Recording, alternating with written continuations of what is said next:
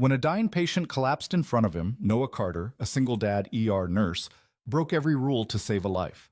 But instead of being celebrated, he was dragged into a disciplinary hearing that could end his career. This is the story of courage, isolation, and the moment an ordinary man became a hero no one would acknowledge, until the truth became impossible to deny. Stay with this story until the end. Hit like and comment what city you're watching from so I can see how far this story travels. Now, let's begin. Noah Carter's alarm went off at 5:47 a.m., 3 minutes before it was supposed to. He didn't move right away. He lay there in the half-dark of his bedroom, staring at the ceiling, listening to the hum of the refrigerator 2 rooms over and the faint rattle of the heating vent. Somewhere down the hall, Ava was still asleep. That quiet, her quiet, was the only thing in his life that felt clean. He reached over and silenced the alarm before it could start its second round of beeping. The room smelled like laundry detergent and old coffee. His scrubs were folded on the chair by the door, the same navy blue pair he'd worn twice already this week. He told himself he'd do laundry tonight. He'd told himself that yesterday, too. Noah sat up, rubbed his face, and planted his feet on the cold floor. 30 years old. Single father. ER nurse. Most mornings, that was enough of an identity to get him through the day. He moved quietly through the apartment, careful not to wake Ava. The place wasn't much. 2 bedrooms, a kitchen that barely fit a table, a living room that doubled as a homework station, and a laundry staging area. But it was theirs. He'd signed the lease 4 years ago, right after the divorce was finalized, and he'd made it work ever since. In the kitchen, Noah started the coffee maker and pulled out a frying pan. Eggs, toast, orange juice. The routine was automatic by now. He didn't have to think about it, which was good because his mind was already at the hospital. There was a staff meeting today. 3rd one this month. Administration loved meetings. They loved PowerPoints and strategic planning sessions and talking about optimizing patient flow like people were widgets on an assembly line. Noah had stopped contributing to those conversations a long time ago. No one listened anyway. The eggs sizzled in the pan. He flipped them, checked the toast, poured the coffee. Black, no sugar. He used to take cream, but that was back when he had time to care about things like that. "Dad?"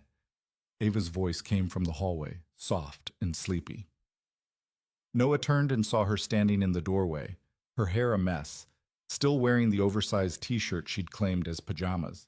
She was 7 now, and she looked more like her mother every day. Same eyes, same stubborn little frown when she was trying to figure something out. "Morning, kiddo," Noah said. "You're up early." "I heard the pan," she said, padding over to the table and climbing into her chair. "Are we having eggs again?" "You want something else?" She shook her head. "No, eggs are good." Noah plated the food and set it in front of her, then poured her a glass of juice. She picked up her fork and started eating without another word. That was Ava, not a morning person, but never one to complain either. She'd learned early on that complaining didn't change much. He sat down across from her with his own plate and his coffee. They ate in silence for a while, the kind of comfortable quiet that came from knowing each other's rhythms. Ava finished her eggs first and drained half her juice before looking up at him. "Do you have to work late again?" she asked. Noah hesitated. "Probably. Depends on how the day goes. Mrs. Callahan said I can stay at her place after school if you're not home." "I know. I already talked to her." Ava nodded, then went back to her juice. She didn't say anything else, but Noah could see it in her face. The resignation, the quiet acceptance of the way things were. It gutted him every time. "Hey," he said, "I'll be home for dinner. Promise." She looked at him, and for a second she smiled. "Okay." It wasn't much, but it was enough. By 7:15, they were out the door. Noah walked Ava to the bus stop 3 blocks away, his hands shoved into the pockets of his jacket, his breath fogging in the cold morning air.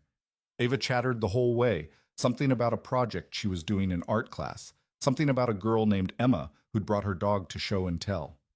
Noah listened, nodded, asked the right questions. This was the part of the day he was good at.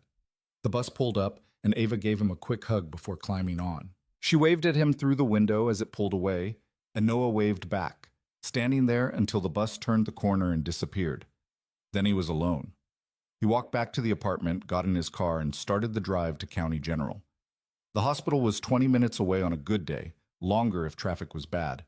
Today, it was somewhere in between. Noah had been working at County General for 6 years. It wasn't the biggest hospital in the city, and it wasn't the best, but it was steady work, and it paid the bills. The ER was always busy. Car accidents, overdoses, chest pains, broken bones, the occasional gunshot wound. It was chaotic and exhausting, and sometimes brutal, but Noah was good at it.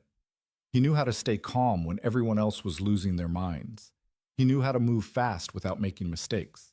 He knew how to read a room, read a patient, read the situation, and adjust on the fly. What he didn't know how to do, apparently, was play politics. He parked in the staff lot and walked through the side entrance, flashing his ID badge at the security guard. The ER was already humming, phones ringing, monitors beeping, nurses calling out orders. Noah clocked in, grabbed his assignment sheet from the charge nurse, and got to work. His first patient was a middle-aged man with chest pain, possible MY. Noah hooked him up to the EKG, started an IV, ran the labs, and kept him talking while they waited for the cardiologist to come down. The guy was scared. Noah could see it in his eyes, but he was trying to act tough, cracking jokes about his wife's cooking and how he should have listened to her about the bacon. "You're doing fine," Noah said, checking the monitor. "We're taking care of you."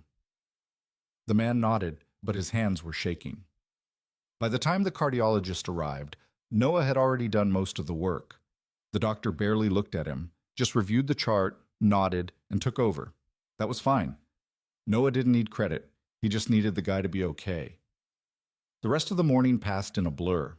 A kid with a broken arm, a woman with a kidney stone, an elderly man who'd fallen and couldn't get up. Noah moved from room to room, checking vitals, starting lines, administering meds, documenting everything in the system. It was repetitive, exhausting work, but it had a rhythm to it. He liked the rhythm. At 11:30, the charge nurse called a quick huddle. There was a staffing issue. 2 nurses had called out sick, and they were already running lean. Everyone was going to have to pick up extra patients. Noah didn't complain. No one did. Complaining didn't change the reality. "Just keep your heads down and get through the shift," the charge nurse said. "We'll make it work." They always did. Bam. It was just after 1 p.m. when the call came in. "Incoming trauma," the dispatcher's voice crackled over the radio. "Motor vehicle accident, male, mid-20s, unrestrained driver, GCS-10, hypotensive, ETA 4 minutes. Noah's stomach tightened. MV-AS were always bad, but an unrestrained driver with a low GCS meant head trauma, internal bleeding, or both. He moved quickly, prepping the trauma bay, laying out the airway equipment, double-checking the crash cart, pulling up the ultrasound machine. Around him, the rest of the team was doing the same. Dr. Raymond Kirsch, the attending physician, walked in and started barking orders. "Let's move, people. I want lines, fluids, and a full trauma panel the second he hits the table." Kirsch was in his late 40s, tall and sharp-featured, with the kind of confidence that came from 20 years of running codes and making life-or-death calls. He was good at his job, Noah respected that, but he was also rigid. He liked protocols. He liked order. He didn't like surprises, and he didn't like being questioned. The ambulance pulled up, and the paramedics rushed the patient in on a gurney. The guy was young, maybe 26, unconscious, his face bruised and swollen. Blood streaked down from a gash on his forehead. His breathing was shallow and labored. "On my count," one of the paramedics said. 1, 2, 3.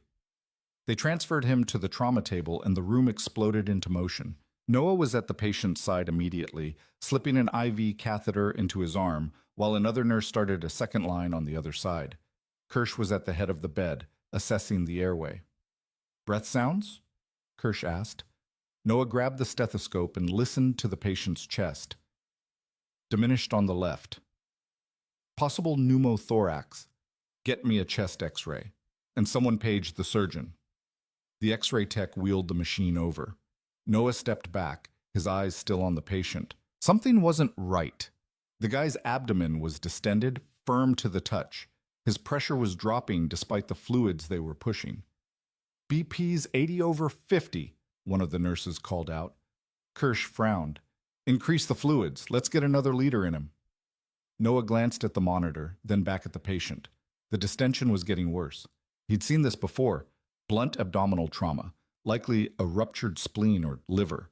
The guy was bleeding internally, and if they didn't stop it soon, he was going to code. Dr. Kirsch, Noah said quietly, I think we need to consider a fast exam. His abdomen's rigid, and he's not responding to fluids. Kirsch looked up, irritation flickering across his face. We're waiting on the x-ray. Let's not jump ahead. I'm not jumping ahead. I'm just saying, I heard you, Noah. Kirsch's tone was clipped. We follow protocol. X-ray first, then we assess. Noah clenched his jaw but didn't argue. Not here. Not in front of everyone. The x-ray came back. Pneumothorax confirmed. Kirsch ordered a chest tube, and Noah assisted, his hands steady even as his mind raced. The patient's pressure was still dropping, 75/45 now. His skin was pale, clammy. He was circling the drain, and they were running out of time. Dr. Kirsch, Noah said again, more urgently this time, we need to do the fast exam now. Kirsch didn't even look at him. We're managing the pneumothorax first. That's the priority. The pneumothorax isn't killing him. The internal bleeding is. The room went quiet. Everyone stopped what they were doing. Kirsch straightened, his eyes locking on Noah. Excuse me? Noah didn't back down. He's bleeding into his abdomen. The fluids aren't working because he's losing blood faster than we can replace it. If we don't confirm it and get him to the OR, he's going to die. Kirsch's jaw tightened. I don't need a nurse telling me how to run a trauma. I'm not telling you how to run it. I'm telling you what I'm seeing. And I'm telling you to stay in your lane. The words hit like a slap. Noah felt the heat rise in his face, felt the eyes of the entire team on him. He wanted to say more, wanted to push back to make Kirsch see what was right in front of him, but he knew how this would go. He'd be written up, reprimanded, maybe worse. So he stepped back. Kirsch returned his attention to the patient. Let's finish the chest tube and reassess. Everyone stay focused. Noah watched from the side, his hands curled into fists. The patient's pressure kept dropping. 70/40, then 65/35. His heart rate was climbing, his breathing more erratic. The monitor was screaming at them, and still Kirsch followed the protocol. And then the patient arrested. He's in PEA, one of the nurses shouted. Kirsch swore under his breath. Start compressions. Get me epi. Noah moved without thinking. He was at the bedside, his hands on the patient's chest, compressing hard and fast. Around him, the team scrambled. Medications, airway management, more fluids. But Noah knew. He'd known 5 minutes ago. This guy was bleeding out, and compressions weren't going to fix that. We need to crack his chest, Noah said, breathless from the compressions. We're not cracking his chest in the ER, Kirsch snapped. Keep compressing. He's bleeding into his belly. CPR isn't going to save him. Noah, I swear to God. Then let me do a fast exam while we're coding him. 30 seconds. That's all I need. Kirsch looked at him, and for a moment Noah thought he might actually say yes, but then he shook his head. No, we follow ACLS protocol.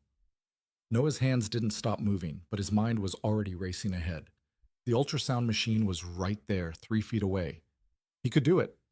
He could confirm what he already knew, and then maybe, just maybe, Kirsch would listen. But he didn't have permission. He had a choice to make. The compressions continued. 2 minutes. 3. The patient's rhythm didn't change. PEA. No pulse. No signs of life. The room was frantic. Everyone moving fast, but Noah could feel it. The inevitability. They were losing him. Another round of epi, Kirsch ordered. Noah stopped compressing long enough for someone else to take over. He stepped back, breathing hard, his hands aching. He looked at the patient, this kid, this stranger, and something inside him snapped. He grabbed the ultrasound probe. Noah, what are you doing? Kirsch's voice was sharp. Noah didn't answer. He squeezed gel onto the patient's abdomen and placed the probe just below the ribs. The screen lit up immediately. Fluid. Dark, swirling fluid filling the abdominal cavity.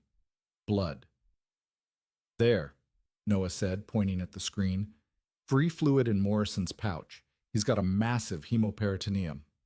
Kirsch stared at the screen, his face unreadable. We need to get him to the OR right now, Noah said. He needs X-LAP.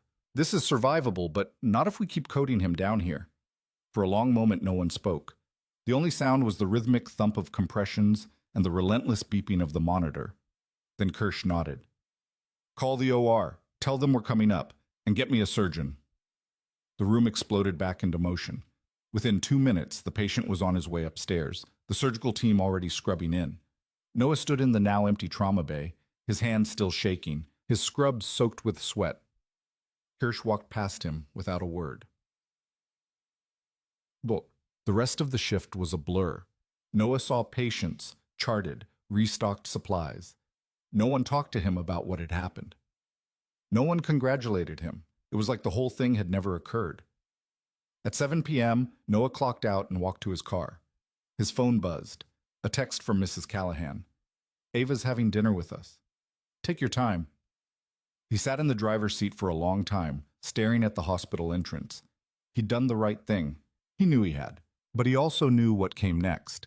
People didn't like it when you broke the rules, even when breaking them saved a life. He started the car and drove home, the streetlights blurring past, his mind already bracing for whatever was coming, because something was definitely coming. Dem so tu chatoy, vaginyo o kekpart salmui, muy hai. Let me count the words in part 1. Word count for part 1, approximately 3,100 words.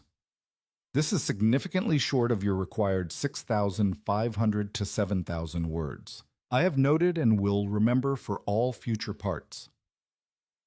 Part 1 needs to be 6,500 to 7,000 words. All subsequent parts, 2, 3, 4, 5, must also be 6,500 to 7,000 words each. Everything must be written entirely in English, including the hook. No Vietnamese except in the initial hook section. Would you like me to 1. Continue and expand Part 1 to reach the full 6,500 to 7,000 word count? 2. Or start over with a complete Part 1 at the correct length? Please let me know, and I will deliver the full word count you require. Viet Lai Part Mot Dedu Sotu Chotoi Mui, Mui by hook, opening, English. When a dying patient collapsed in front of him, Noah Carter, a single dad ER nurse, broke every rule to save a life. But instead of being celebrated, he was dragged into a disciplinary hearing that could end his career. This is the story of courage, isolation, and the moment an ordinary man became a hero no one would acknowledge, until the truth became impossible to deny.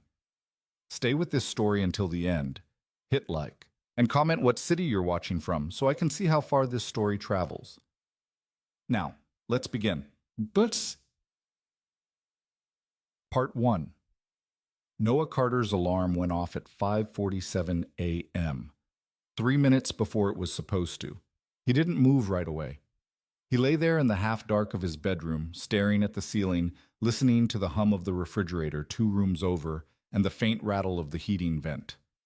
Somewhere down the hall, Ava was still asleep. That quiet, her quiet, was the only thing in his life that felt clean. He reached over and silenced the alarm before it could start its second round of beeping. The room smelled like laundry detergent and old coffee. His scrubs were folded on the chair by the door, the same navy blue pair he'd worn twice already this week. He told himself he'd do laundry tonight. He told himself that yesterday, too.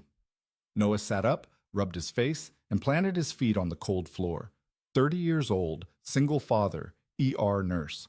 Most mornings, that was enough of an identity to get him through the day. He moved quietly through the apartment, careful not to wake Ava. The place wasn't much.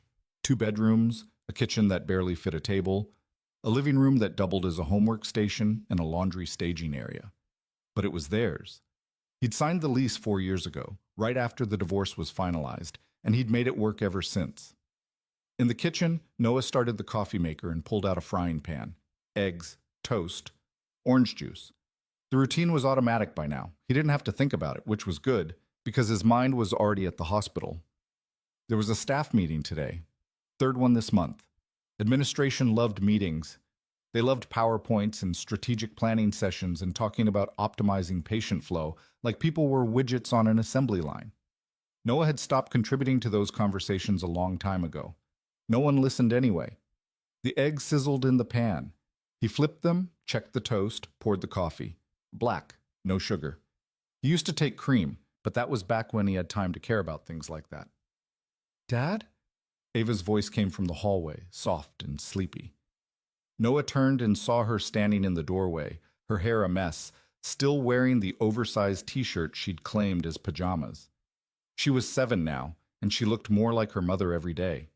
Same eyes, same stubborn little frown when she was trying to figure something out. "Morning, kiddo," Noah said. "You're up early." "I heard the pan," she said, padding over to the table and climbing into her chair. "Are we having eggs again? You want something else?" She shook her head. "No, eggs are good." Noah plated the food and set it in front of her, then poured her a glass of juice. She picked up her fork and started eating without another word. That was Ava, not a morning person, but never one to complain either. She'd learned early on that complaining didn't change much. He sat down across from her with his own plate and his coffee. They ate in silence for a while, the kind of comfortable quiet that came from knowing each other's rhythms. Ava finished her eggs first and drained half her juice before looking up at him. "Do you have to work late again?" she asked. Noah hesitated. "Probably. Depends on how the day goes." "Mrs. Callahan said I can stay at her place after school if you're not home." "I know. I already talked to her." Ava nodded, then went back to her juice. She didn't say anything else, but Noah could see it in her face, the resignation, the quiet acceptance of the way things were. It gutted him every time. "Hey," he said. "I'll be home for dinner, promise." She looked at him, and for a second she smiled. "Okay." It wasn't much, but it was enough. By 7:15, they were out the door. Noah walked Ava to the bus stop 3 blocks away, his hands shoved into the pockets of his jacket, his breath fogging in the cold morning air. Ava chattered the whole way. Something about a project she was doing in art class, something about a girl named Emma who'd brought her dog to show and tell. Noah listened, nodded, asked the right questions. This was the part of the day he was good at. The bus pulled up, and Ava gave him a quick hug before climbing on. She waved at him through the window as it pulled away, and Noah waved back, standing there until the bus turned the corner and disappeared. Then he was alone. He walked back to the apartment, got in his car, and started the drive to County General. The hospital was 20 minutes away on a good day, longer if traffic was bad. Today, it was somewhere in between. Noah had been working at County General for 6 years. It wasn't the biggest hospital in the city, and it wasn't the best, but it was steady work, and it paid the bills. The ER was always busy. Car accidents, overdoses, chest pains, broken bones, the occasional gunshot wound. It was chaotic and exhausting and sometimes brutal, but Noah was good at it. He knew how to stay calm when everyone else was losing their minds. He knew how to move fast without making mistakes. He knew how to read a room, read a patient, read the situation, and adjust on the fly. What he didn't know how to do, apparently, was play politics. He parked in the staff lot and walked through the side entrance, flashing his ID badge at the security guard. The ER was already humming, phones ringing, monitors beeping, nurses calling out orders. Noah clocked in, grabbed his assignment sheet from the charge nurse, and got to work. His first patient was a middle-aged man with chest pain, possible MI. Noah hooked him up to the EKG, started an IV, ran the labs, and kept him talking while they waited for the cardiologist to come down. The guy was scared. Noah could see it in his eyes, but he was trying to act tough, cracking jokes about his wife's cooking and how he should have listened to her about the bacon. "You're doing fine," Noah said, checking the monitor. "We're taking care of you." The man nodded, but his hands were shaking.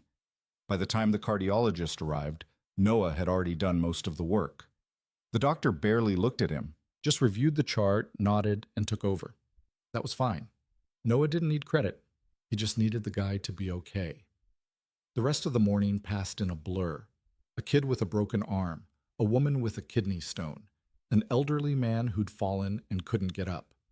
Noah moved from room to room, checking vitals, starting lines, administering meds, documenting everything in the system. It was repetitive, exhausting work, but it had a rhythm to it. He liked the rhythm. At 11:30, the charge nurse called a quick huddle. There was a staffing issue. 2 nurses had called out sick, and they were already running lean. Everyone was going to have to pick up extra patients. Noah didn't complain. No one did. Complaining didn't change the reality. "Just keep your heads down and get through the shift," the charge nurse said. "We'll make it work." They always did. Noah grabbed a protein bar from the vending machine and ate it standing up near the supply closet. Lunch wasn't really a thing on days like this. He checked his phone. A text from Mrs. Callahan confirming she'd pick Ava up from school. Another text from his ex-wife, brief and to the point. "Need to talk about summer schedule." He didn't reply. Not yet. He didn't have the mental bandwidth for that conversation right now. He tossed the wrapper in the trash and went back to work. The afternoon shift brought a different kind of chaos. A construction worker with a nail through his hand. A teenager who'd tried to skateboard down a flight of stairs and lost. A woman in her 60s having a panic attack she was convinced was a heart attack. Noah treated them all with the same focused efficiency, moving through the rooms like he was running on autopilot.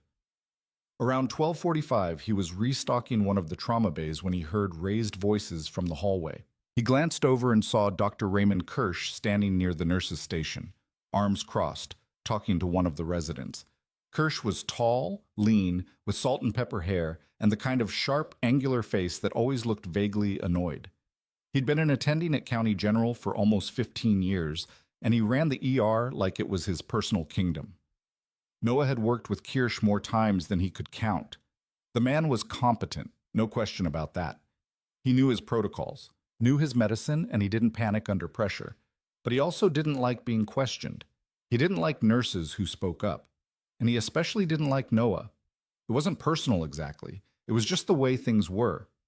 Kirsch had his people, the nurses he trusted, the ones he joked with, the ones he'd go to bat for when administration came sniffing around.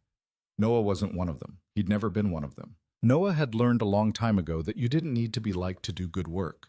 You just had to show up, do your job, and keep your mouth shut when it didn't matter. The problem was figuring out when it mattered.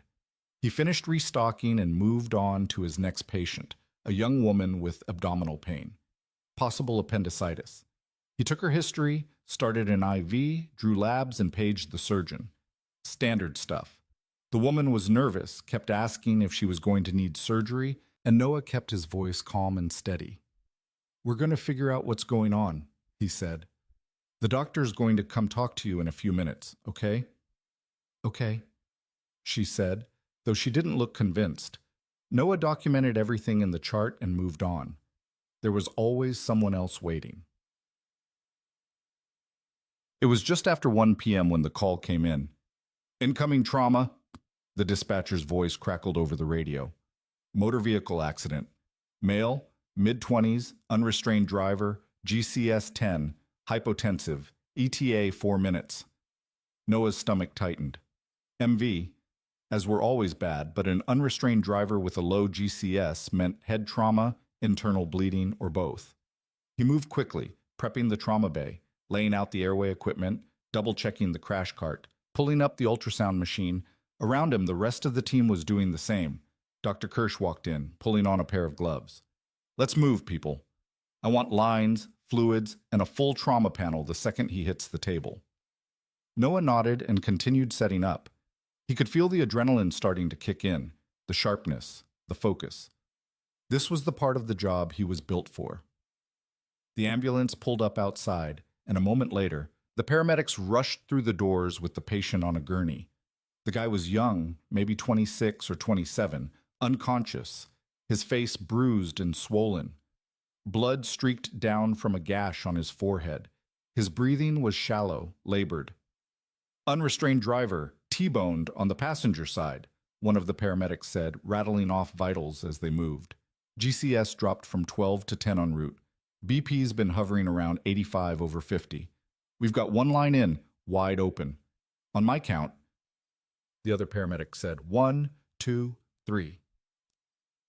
They transferred the patient to the trauma table, and the room exploded into controlled chaos.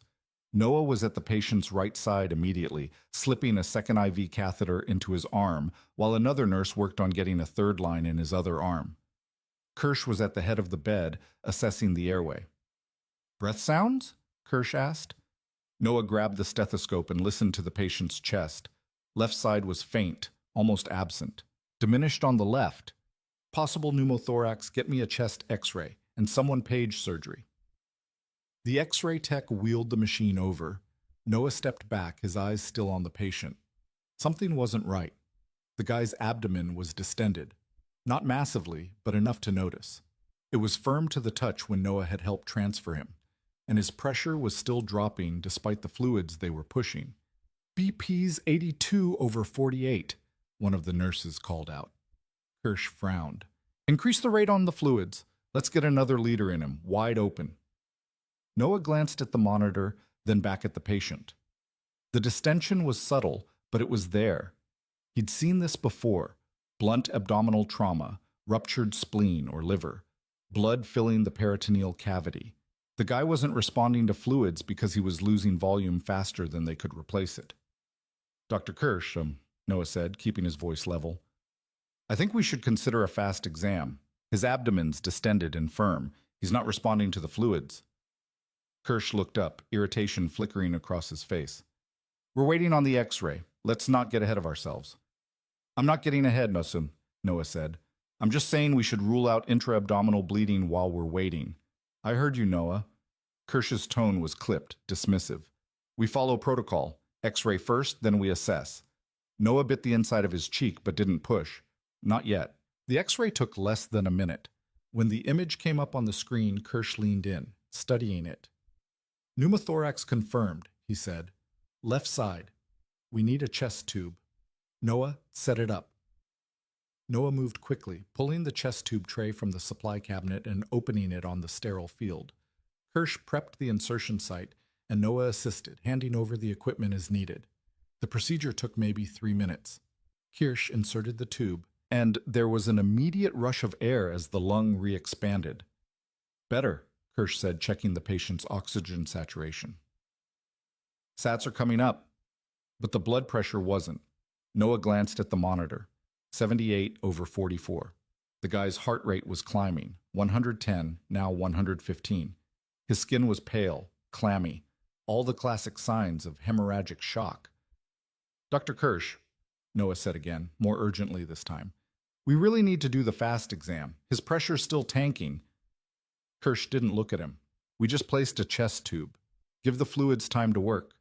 The fluids aren't going to work if he's bleeding into his belly. The room went quiet. Everyone stopped what they were doing. Kirsch straightened, his eyes locking on Noah.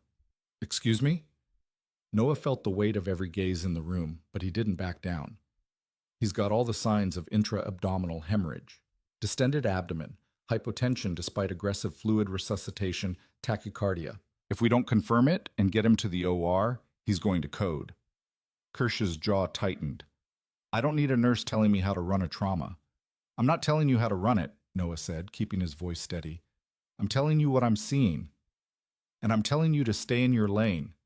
The words landed like a punch. Noah felt the heat rise in his face, felt the stares of the other nurses, the respiratory therapist, the radiology tech. He wanted to push back, wanted to make Kirsch see what was right in front of him, but he knew how this would go. He'd be labeled difficult, insubordinate, a problem. So he stepped back. Kirsch returned his attention to the patient. Let's keep pushing fluids and reassess in 2 minutes. Everyone stay focused. Noah stood off to the side, his hands curled into fists at his sides. He watched the monitor. 75/42, then 72/40. The patient's heart rate climbed to 120. His breathing became more erratic, even with the chest tube in place. And then, at 1:18 p.m., the patient arrested. He's in PEA! One of the nurses shouted. Kirsch swore under his breath. Start compressions. Get me epi 1 milligram IV push. Noah didn't hesitate. He was at the bedside in 2 steps, his hands positioned over the patient's sternum, compressing hard and fast. 30 compressions, then a pause for breaths. Then another round. The room around him blurred into a flurry of motion, medications being drawn up, the crash cart being pulled closer, someone calling out the time. Push the epi, Kirsch ordered. Noah kept compressing. His arms were already starting to burn, but he didn't slow down. He couldn't. This guy, this stranger, was dying on the table, and Noah knew why. We need to open his belly, Noah said, breathless from the compressions. He's bleeding out. We're not cracking his chest in the ER, Kirsch snapped. And we're sure as hell not doing an X-lap down here. Keep compressing. CPR isn't going to fix a ruptured spleen. Noah, I swear. Then let me do a fast exam while we're coding him. 30 seconds. That's all I need. Kirsch looked at him, and for a moment, Noah thought he might actually say yes. But then Kirsch shook his head. No, we follow ACLS protocol. Compressions, medications, airway. That's the standard. Noah's hands didn't stop moving, but his mind was already racing ahead. The ultrasound machine was right there, less than 5 feet away. He could grab the probe, squeeze some gel on the patient's abdomen, and confirm what he already knew. It would take less than a minute, maybe less than 30 seconds. But he didn't have permission. He had a choice to make. What? 2 minutes of compressions, then 3. The patient's rhythm didn't change. PEA, pulseless electrical activity. The heart was trying to beat, but there wasn't enough blood volume to generate a pulse. Around him, the team kept moving, kept following the algorithm, but Noah could feel it. The inevitability. They were losing him. Another round of epi, Kirsch ordered. Someone else took over compressions, and Noah stepped back, breathing hard, his hands aching. He looked at the patient, this kid, this stranger, someone's son, maybe someone's brother, and something inside him cracked. He grabbed the ultrasound probe. Noah, what the hell are you doing? Kirsch's voice was sharp, cutting through the noise. Noah didn't answer. He squeezed a generous amount of gel onto the patient's upper abdomen and placed the probe just below the ribs on the right side. The screen lit up immediately, and what he saw made his stomach drop. Fluid. Dark, swirling fluid filling Morrison's pouch, the space between the liver and the kidney. Blood. There, Noah said, pointing at the screen. Free fluid in Morrison's pouch. He's got a massive hemoperitoneum. Kirsch stopped mid-order and stared at the screen. For a moment, no one spoke. The only sounds were the rhythmic thump of compressions and the relentless beeping of the monitor. Scan the other quadrants, Kirsch said, his voice tight. Noah moved the probe to the left upper quadrant, then down to the pelvis. More fluid, everywhere. The guy's abdomen was full of blood. He needs an OR, Noah said. Now. This is survivable if we get him upstairs. Kirsch stared at the screen for another beat, then nodded sharply. Call surgery. Tell them we're bringing up a ruptured spleen, possible liver lac, and get a massive transfusion protocol started. The room exploded back into motion. Someone grabbed the phone to call the OR. Another nurse ran to the blood bank. Within 90 seconds, the patient was being wheeled out of the trauma bay, the surgical team already scrubbing in upstairs. Noah stood in the now empty bay, his hands still trembling, his scrubs soaked with sweat and flecked with blood. The ultrasound probe was still in his hand. He set it down carefully, like it might break. Kirsch walked past him without a word. No acknowledgement. No thank you. Nothing. The rest of the shift was a haze. Noah saw more patients, an asthma attack, a laceration that needed stitches, a possible stroke that turned out to be a migraine. He charted everything mechanically, his mind somewhere else. Around 4 p.m., one of the other nurses, a woman named Carmen, came up to him near the medication room. Hey, she said quietly, that was good work earlier. With the trauma. Noah looked at her surprised. Carmen had been at County General longer than he had. She didn't say much, but when she did, people listened. Thanks, he said. She nodded. Kirsch didn't like it, though. Yeah, I noticed. Just watch your back, okay? Noah frowned. What do you mean? Carmen glanced around, then lowered her voice. He was talking to the charge nurse after you did the ultrasound. I don't know what he said, but he didn't look happy. A cold knot formed in Noah's stomach. He can't be mad that I saved the guy's life. He's not mad you saved him. He's mad you made him look bad. Noah didn't know what to say to that. Carmen gave him a small, sympathetic smile and walked away. He stood there for a long moment, staring at nothing. Bum. At 6 p.m., Noah was called into the charge nurse's office. Her name was Linda Howell, a woman in her mid-50s with short gray hair and a perpetually tired expression. She'd been running the ER nursing staff for a decade, and she was good at it. Fair, no nonsense, but not unkind. "Sit down, Noah," she said, gesturing to the chair across from her desk. Noah sat. His heart was pounding, but he kept his face neutral. Linda folded her hands on the desk. "Doctor, Kirsch filed a report about the trauma case this afternoon." Noah's stomach dropped. "A report?" "He's saying you acted outside your scope of practice, that you performed a diagnostic procedure without a physician's order." "I did a fast exam on a coding patient," Noah said, his voice tight. "The ultrasound was right there. It took 30 seconds, and it confirmed what I'd been telling him for 10 minutes, that the patient had intra-abdominal bleeding." "I'm not saying you were wrong," Linda said. "I'm saying you didn't have an order. There wasn't time for an order. The guy was dying." "That's not how it works, and you know it." Noah clenched his jaw. "So what happens now?" Linda sighed. "There's going to be a review. Kirsch wants it on record. Administration's going to look at the case, talk to everyone who was in the room, and make a determination." "A determination about what? Whether I should have let the guy die?" "A determination about whether you followed protocol." Noah stood up. "This is insane." "Sit down, Noah." He sat, but his hands were shaking. Linda's expression softened, just slightly. "Look, I've seen the preliminary report from the OR. The patient had a grade 4 splenic laceration and a liver lac. He was hemorrhaging badly.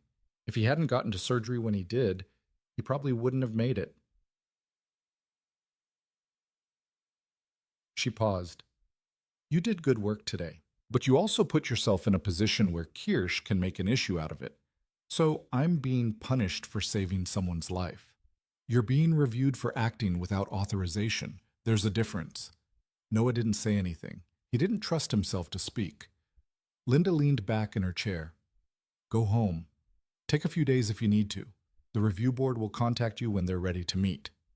Noah stood again, slower this time. "Am I suspended?" "Not yet, but I'd stay out of Kirsch's way until this is resolved." He left the office without another word. By 7 p.m., Noah was in his car, sitting in the parking lot staring at the dashboard. His phone buzzed. A text from Mrs. Callahan. "Ava's doing great. She's drawing a picture for you. Come by whenever you're ready." He typed back a quick reply. "On my way," and started the engine. The drive to Mrs. Callahan's house was short, maybe 10 minutes. She lived in a small bungalow 2 streets over from Noah's apartment, and she'd been watching Ava after school for the past 2 years. She was in her 70s, retired, widowed, and she treated Ava like a granddaughter. Noah didn't know what he'd do without her. Mrs. Callahan opened the door before he could knock. "You look exhausted," she said. "Long day," Noah said. "Come in. Ava's in the kitchen." He followed her inside. The house smelled like cinnamon and sugar. Mrs. Callahan had been baking again. Ava was sitting at the kitchen table, coloring with a set of markers, her tongue sticking out in concentration. "Hey, kiddo," Noah said. Ava looked up and her face lit up. "Dad, look what I made." She held up a drawing, a stick figure in blue scrubs with a cape. Above it, in wobbly letters, she'd written "Super Dad." Noah felt something tighten in his chest. He crouched down next to her chair and looked at the drawing. "That's amazing. Mrs. Callahan said you save people at the hospital, like a superhero." Noah glanced at Mrs. Callahan, who just smiled. "I don't know about superhero," he said, "but I try to help people when they need it." Ava grinned. "That's what superheroes do." Noah ruffled her hair. "Come on, let's get you home." They said goodbye to Mrs. Callahan, and Noah walked Ava back to the apartment. She talked the whole way, telling him about school, about Emma's dog, about a science project she wanted to start. Noah listened, nodding at the right moments, but his mind was somewhere else. Back at the apartment, he made dinner, mac and cheese from a box, because it was easy, and Ava loved it. They ate together at the small kitchen table, and afterward, Ava did her homework while Noah cleaned up. At 8:30, he put her to bed. She asked him to read her a story, and he did, even though his voice felt heavy and his eyes kept drifting to the window. "Dad?" Ava said, just as he was about to turn off the light. Yeah? Are you okay? Noah looked at her, this small person who depended on him for everything, and he forced a smile. I'm fine, kiddo. Just tired. Okay, she said, though she didn't sound convinced. He kissed her forehead. Good night. Good night. Noah closed the door softly and walked back to the kitchen. He poured himself a glass of water and stood by the sink, staring out the window at the street below. A car passed. Then another. The world kept moving, indifferent. He thought about the patient, the kid on the table, the blood in his belly, the way his pressure had dropped and dropped until there was nothing left to lose. He thought about Kirsch's face when Noah had grabbed the ultrasound probe. He thought about the report, the review, the possibility that doing the right thing might cost him everything. And he thought about Ava's drawing. Super Dad. Noah set the glass down and rubbed his eyes. He was tired, bone tired, but he wasn't sorry.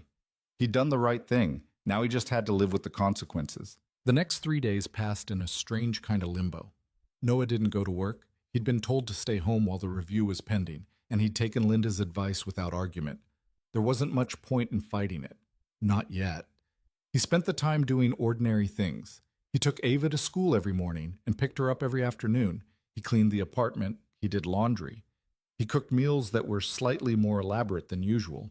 Chicken stir-fry one night. Spaghetti with actual homemade sauce the next. Ava noticed. You're home a lot, she said on the third evening, twirling noodles on her fork. Yeah, Noah said. I've got some time off. Did you get in trouble? Noah looked at her, startled. Why would you think that? She shrugged. You seem worried. He set down his fork. I'm not in trouble, I just had a disagreement with someone at work. We're figuring it out. Is it because you helped someone? Noah hesitated. Yeah, kind of. Ava frowned, processing that. That doesn't make sense. No, Noah said quietly. It doesn't. She went back to her spaghetti, and Noah sat there watching her, wondering how much she understood and how much she was just picking up from the tension he couldn't quite hide. That night, after Ava was asleep, Noah sat on the couch with his laptop and went through his email. There was one from Linda, brief and professional, confirming that the review board would meet on Friday at 10:00 a.m. He was expected to attend. He could bring a union representative if he wanted. Noah stared at the screen for a long time, then closed the laptop without replying. He didn't sleep well that night, or the next. By Friday morning, he was running on coffee and nerves. He dropped Ava off at school early, gave her an extra long hug, and told her he'd see her that afternoon.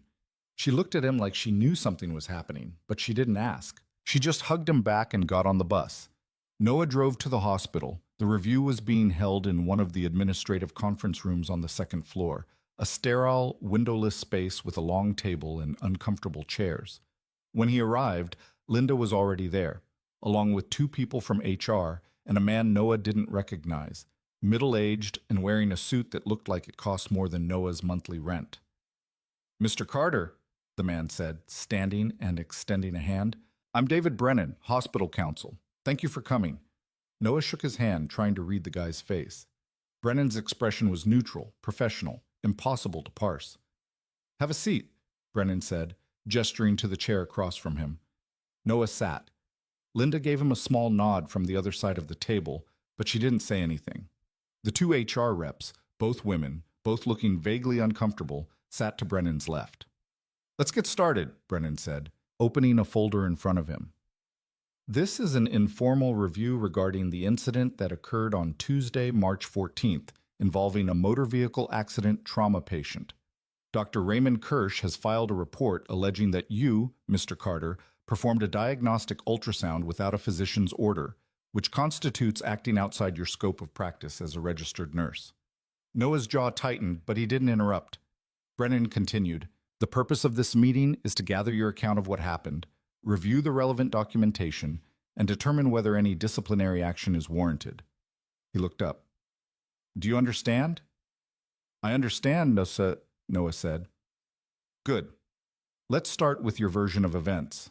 Walk me through what happened from the moment the patient arrived. Noah took a breath and started talking. He kept it factual, timestamps, observations, vital signs, everything he'd noted during the resuscitation. He explained how he had assessed the patient's abdomen, how he'd flagged the distension and hypotension to Dr. Kirsch, and how Kirsch had dismissed his concerns. I told him twice that I thought we were dealing with intra-abdominal hemorrhage, Noah said. He told me to stay in my lane.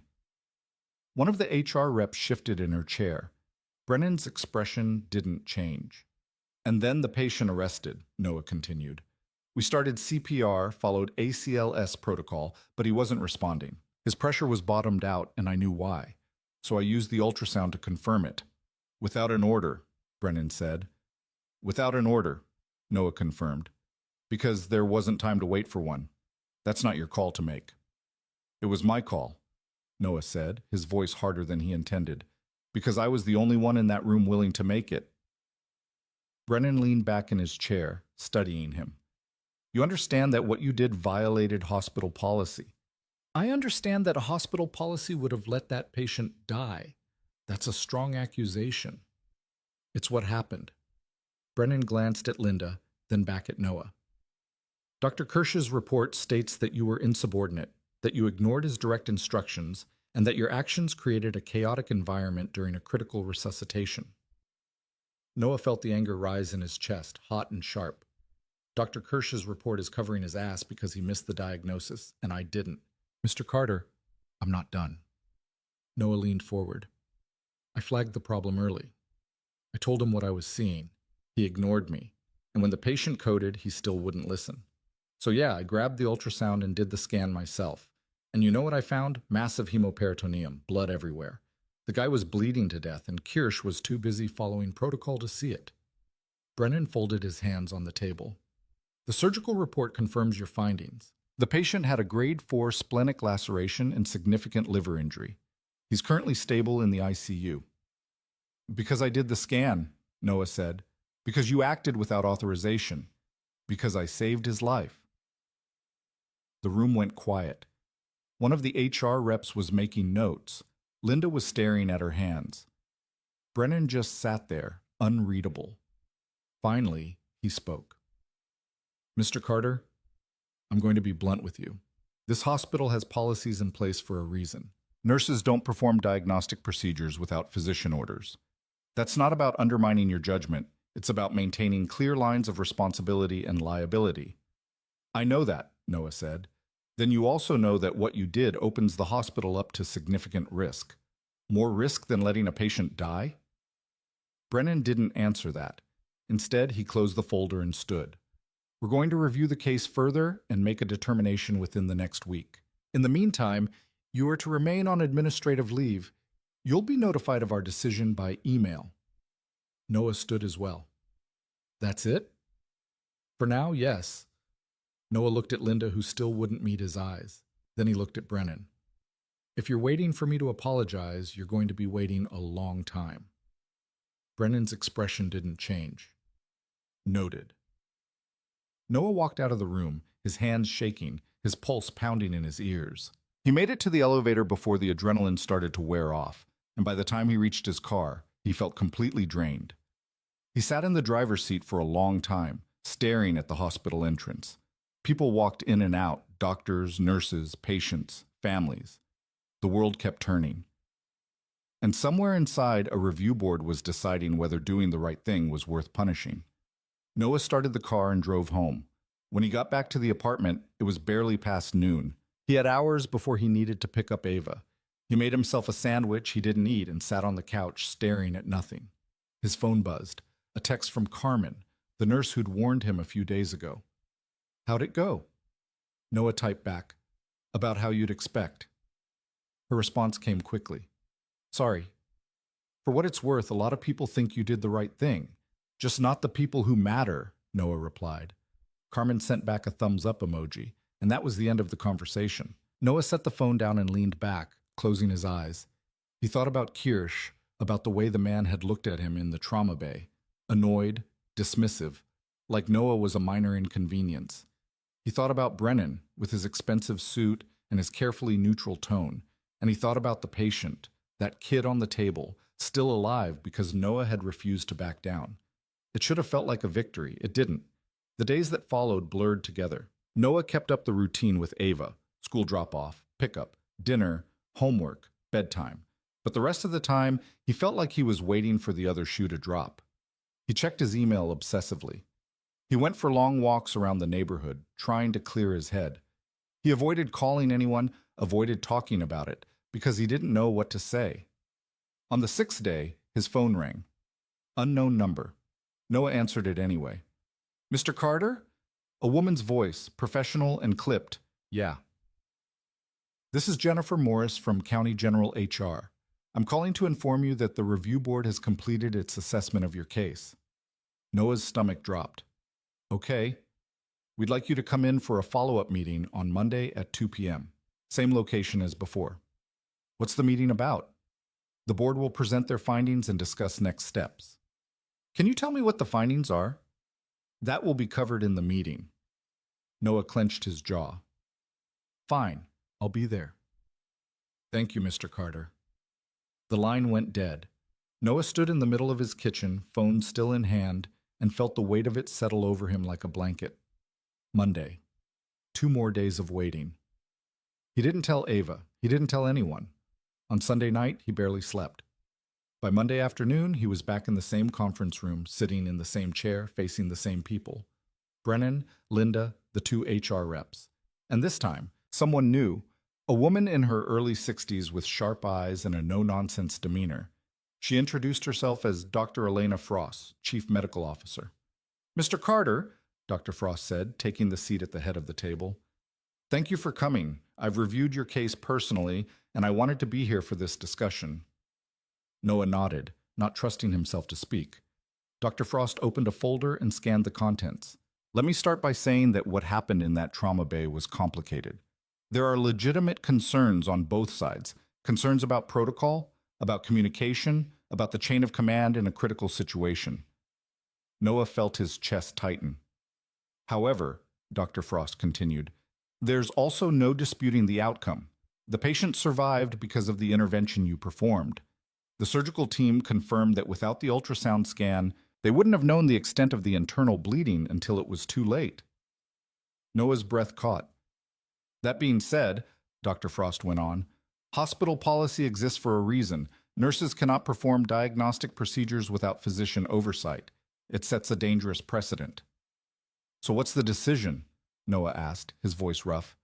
Dr. Frost looked at him directly. "We're issuing a formal written warning. It will go in your file, and it will remain there permanently. You'll also be required to complete a remedial training course on scope of practice and professional boundaries." Noah stared at her. "A warning. Yes." "That's it?" "That's it," Dr. Frost said. "You'll be reinstated to full duty as of tomorrow. No suspension, no probation." Noah didn't know what to say. Relief and anger battled for dominance in his chest, and he couldn't quite sort out which one was winning. "I want to be clear," Dr. Frost added. "This is not an endorsement of what you did. You broke the rules, Mr. Carter, but you also saved a life. And in this case, we've decided that the latter outweighs the former." "Does Dr. Kirsch know about this?" Noah asked. Dr. Frost's expression didn't change. "Dr. Kirsch has been informed of the board's decision." "And?" "And he's been reminded that effective communication and collaboration are essential components of patient care." Noah almost laughed. "Almost. So he gets a talking to, and I get a warning." "Dr. Kirsch is not the subject of this review," Dr. Frost said. "You are." Noah bit back the response he wanted to give and just nodded. "Understood." "Do you have any questions?" Brennan asked. "No," Noah said. "Then you're free to go." Noah stood, shook hands with the people who'd just spent a week deciding his fate, and walked out of the room.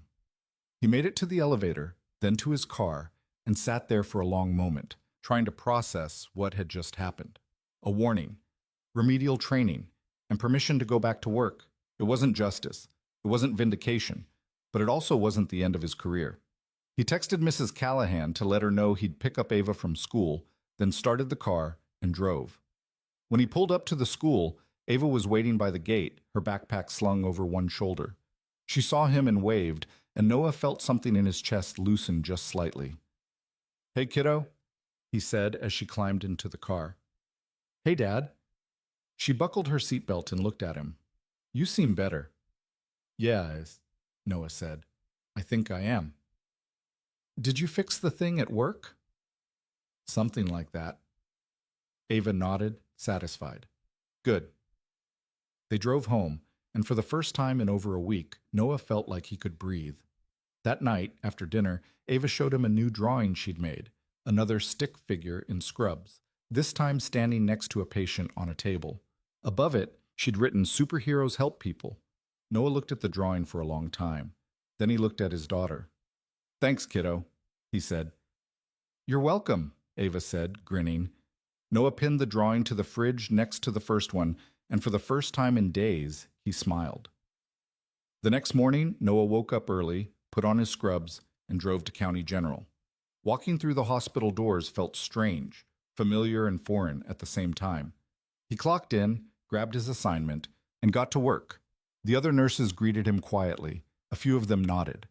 Carmen gave him a quick thumbs up from across the nurses' station. No one mentioned the review. No one asked what had happened.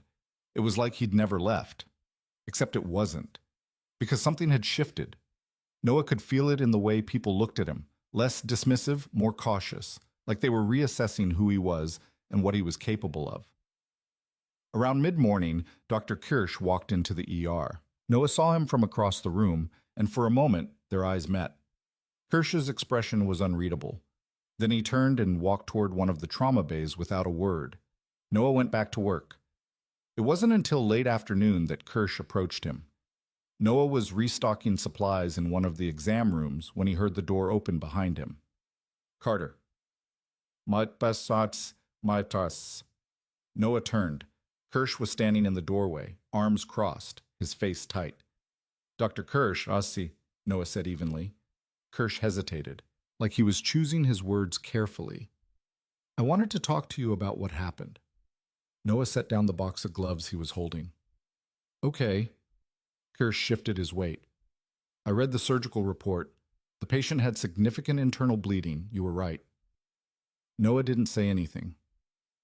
I should have listened to you sooner, Kirsch. Kirsch continued, the words coming out slow and deliberate.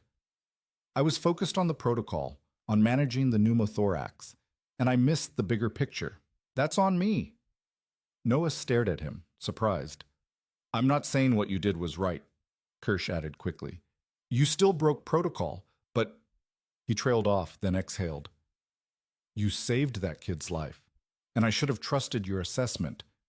It wasn't a full apology. It wasn't even close. But it was something. Okay, Noah said. Kirsch nodded, then turned to leave, but he stopped in the doorway and looked back. For what it's worth, you're a good nurse, Carter. Better than most. And then he was gone. Noah stood there for a moment, processing what had just happened. Then he went back to restocking supplies, his hands steady, his mind a little quieter than it had been in days. The rest of the shift passed without incident. Noah saw patients, ran codes, charted, and moved through the familiar rhythms of the ER like he'd never been away. And when his shift ended at 7 p.m., he clocked out, walked to his car, and drove home. Ava was at Mrs. Callahan's, working on homework at the kitchen table. When Noah walked in, she looked up and smiled. Dad, you're back! Yeah, Noah said. I'm back. Mrs. Callahan handed him a cup of coffee. Everything go okay today? Yeah, Noah said. It did. He sat down next to Ava and watched her work on a math problem, her pencil scratching across the page. She got stuck on one of the equations and looked up at him. Can you help? Sure, Noah said. He leaned over and walked her through the problem, step by step, until she figured it out on her own. When she wrote down the answer, she grinned. Got it. Nice work, Noah said. They finished up the homework, said goodbye to Mrs. Callahan, and walked home together. Ava talked the whole way. Something about a science fair project, something about a boy in her class who'd brought a lizard to school. Noah listened, nodded, asked questions. This was the part that mattered. This was the part he was good at. Back at the apartment, they had dinner, leftover stir-fry from the night before. Ava told him about her day, and Noah told her about his, leaving out the parts that didn't matter. After dinner, they watched a movie together, some animated thing Ava had picked out. Noah didn't pay much attention to the plot. He was just glad to be sitting there, on the couch, with his daughter curled up next to him, safe and happy, and unaware of how close things had come to falling apart. When the movie ended, he put Ava to bed. She asked him to read her a story, and he did, even though his voice was tired and his eyes kept drifting to the window. "Dad?" Ava said, just as he was about to turn off the light. "Yeah?" "I'm glad you're not in trouble anymore." Noah looked at her, this small person who saw more than she let on, and he smiled. "Me too, kiddo." "Good night." "Good night." He closed the door softly and walked back to the kitchen. He poured himself a glass of water and stood by the sink, staring out the window at the street below. The world kept moving. Cars passed. Lights flickered on in other apartments. Somewhere out there, people were living their lives, fighting their battles, trying to make it through the day. Noah took a sip of water and thought about the patient, the kid who'd been wheeled into the ER a week and a half ago, broken and bleeding, and who was now recovering in the ICU because Noah had refused to back down. He thought about Kirsch's words, "You're a good nurse, Carter." He thought about Dr. Frost's warning, "You broke the rules." And he thought about Ava's drawings pinned to the fridge. Superheroes help people. Noah set the glass down and rubbed his eyes. He was tired, bone tired, but he wasn't sorry. He'd done the right thing, and tomorrow he'd do it again. 3 weeks passed, and Noah settled back into the rhythm of the ER like he'd never left. The written warning sat in his personnel file, a permanent mark he couldn't erase, but it didn't change the day-to-day reality of the work. Patients still came through the doors, monitors still beeped, code still got called, and Noah still showed up, clocked in, and did his job. But something had changed. He felt it in the way the other nurses interacted with him. Less casual dismissal, more quiet acknowledgement. Carmen started inviting him to grab coffee during breaks. A couple of the younger nurses asked him questions about patient assessments, actually waiting for his answers instead of brushing him off. Even Linda, the charge nurse, seemed to look at him differently, like she was seeing someone she hadn't quite noticed before. Kirsch, for his part, kept his distance.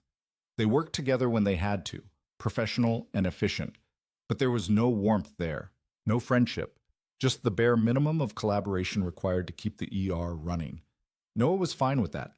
He didn't need Kirsch to like him. He just needed the man to listen when it mattered. On a Tuesday in early April, Noah was halfway through a shift when his phone buzzed in his pocket. He ignored it. Protocol was no phones during patient care. But when he finally checked it during a lull, he saw 3 missed calls from a number he didn't recognize and a voicemail. He stepped into the break room and played the message. "Mr. Carter, this is Rebecca Holm from Channel 7 News. I'm doing a story on emergency medical care and patient advocacy, and I'd love to talk to you about an incident that occurred at County General a few weeks ago. Please call me back at your earliest convenience." Noah stared at the phone, his stomach sinking. A reporter. Of course. Someone had leaked the story, probably someone from administration, maybe even someone on the review board, and now the media wanted a piece of it. He deleted the voicemail and shoved the phone back in his pocket. By the end of the shift, there were 2 more messages from the same reporter and 1 from a different news outlet. Noah ignored them all. He wasn't interested in being a story. He wasn't interested in publicity or attention or whatever narrative the media wanted to spin. He just wanted to do his job and go home to his daughter. But the calls kept coming. Over the next few days, his phone rang constantly, reporters, bloggers, even a producer from some podcast about healthcare. Noah didn't answer any of them. He changed his voicemail to a generic message and stopped checking his phone unless it was a number he recognized. On Thursday, Carmen cornered him near the supply closet. "You know people are talking, right?" she said, keeping her voice low. "About what?" "About you. About what happened with the trauma patient. Someone leaked it to the press." Noah sighed. "I know. They keep calling me." "Are you going to talk to them?" "No." Carmen raised an eyebrow. "Why not? You could use this, make yourself look good. Maybe even get Kirsch in trouble for dismissing you." "I'm not interested in making anyone look bad," Noah said. "I just want to move on." Carmen studied him for a moment, then shrugged. "Your call, but for what it's worth, people around here are starting to respect you. Might not be a bad thing to let the rest of the world see why. Noah didn't respond. He grabbed the supplies he needed and went back to work. That night, after he put Ava to bed, Noah sat on the couch and pulled up his laptop. He typed his own name into a search engine, something he almost never did, and immediately regretted it. There were articles. Not many, but enough. ER nurse defies doctor to save patient's life. County general nurse faces disciplinary action after life-saving intervention. Medical professionals debate scope of practice after controversial ultrasound case. Noah scanned the articles, his jaw tightening with every sentence. Some of them painted him as a hero. Others called him reckless. A few quoted anonymous sources, hospital staff probably, who either defended him or criticized him.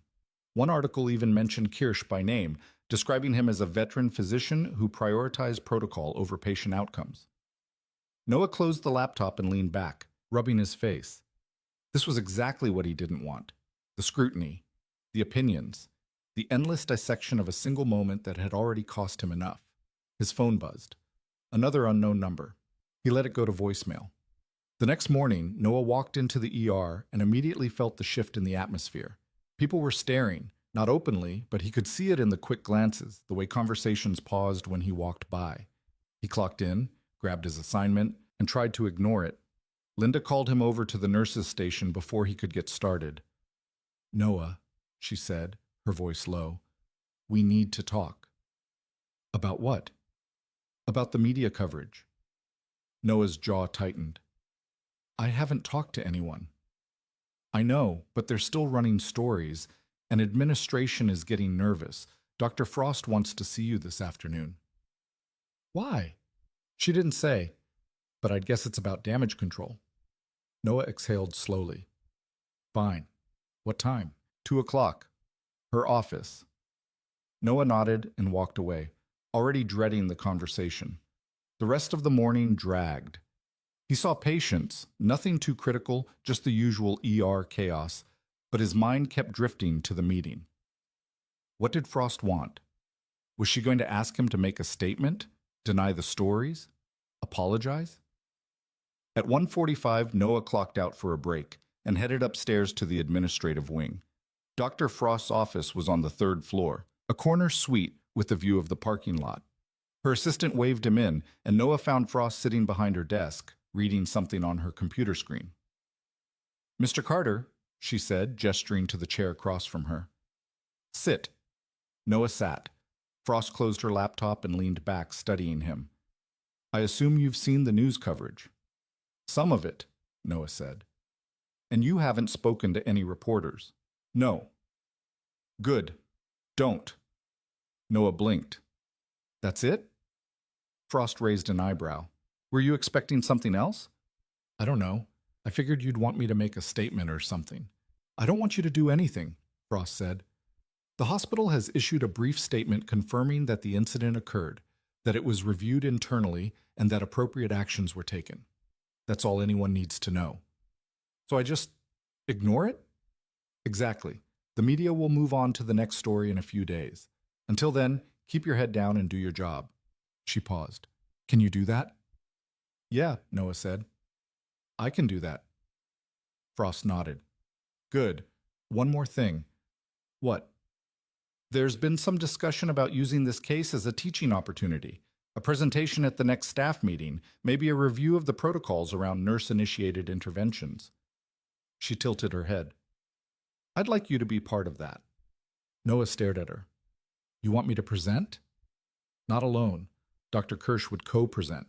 The goal would be to use the case as a way to open up a conversation about communication and collaboration in high-pressure situations."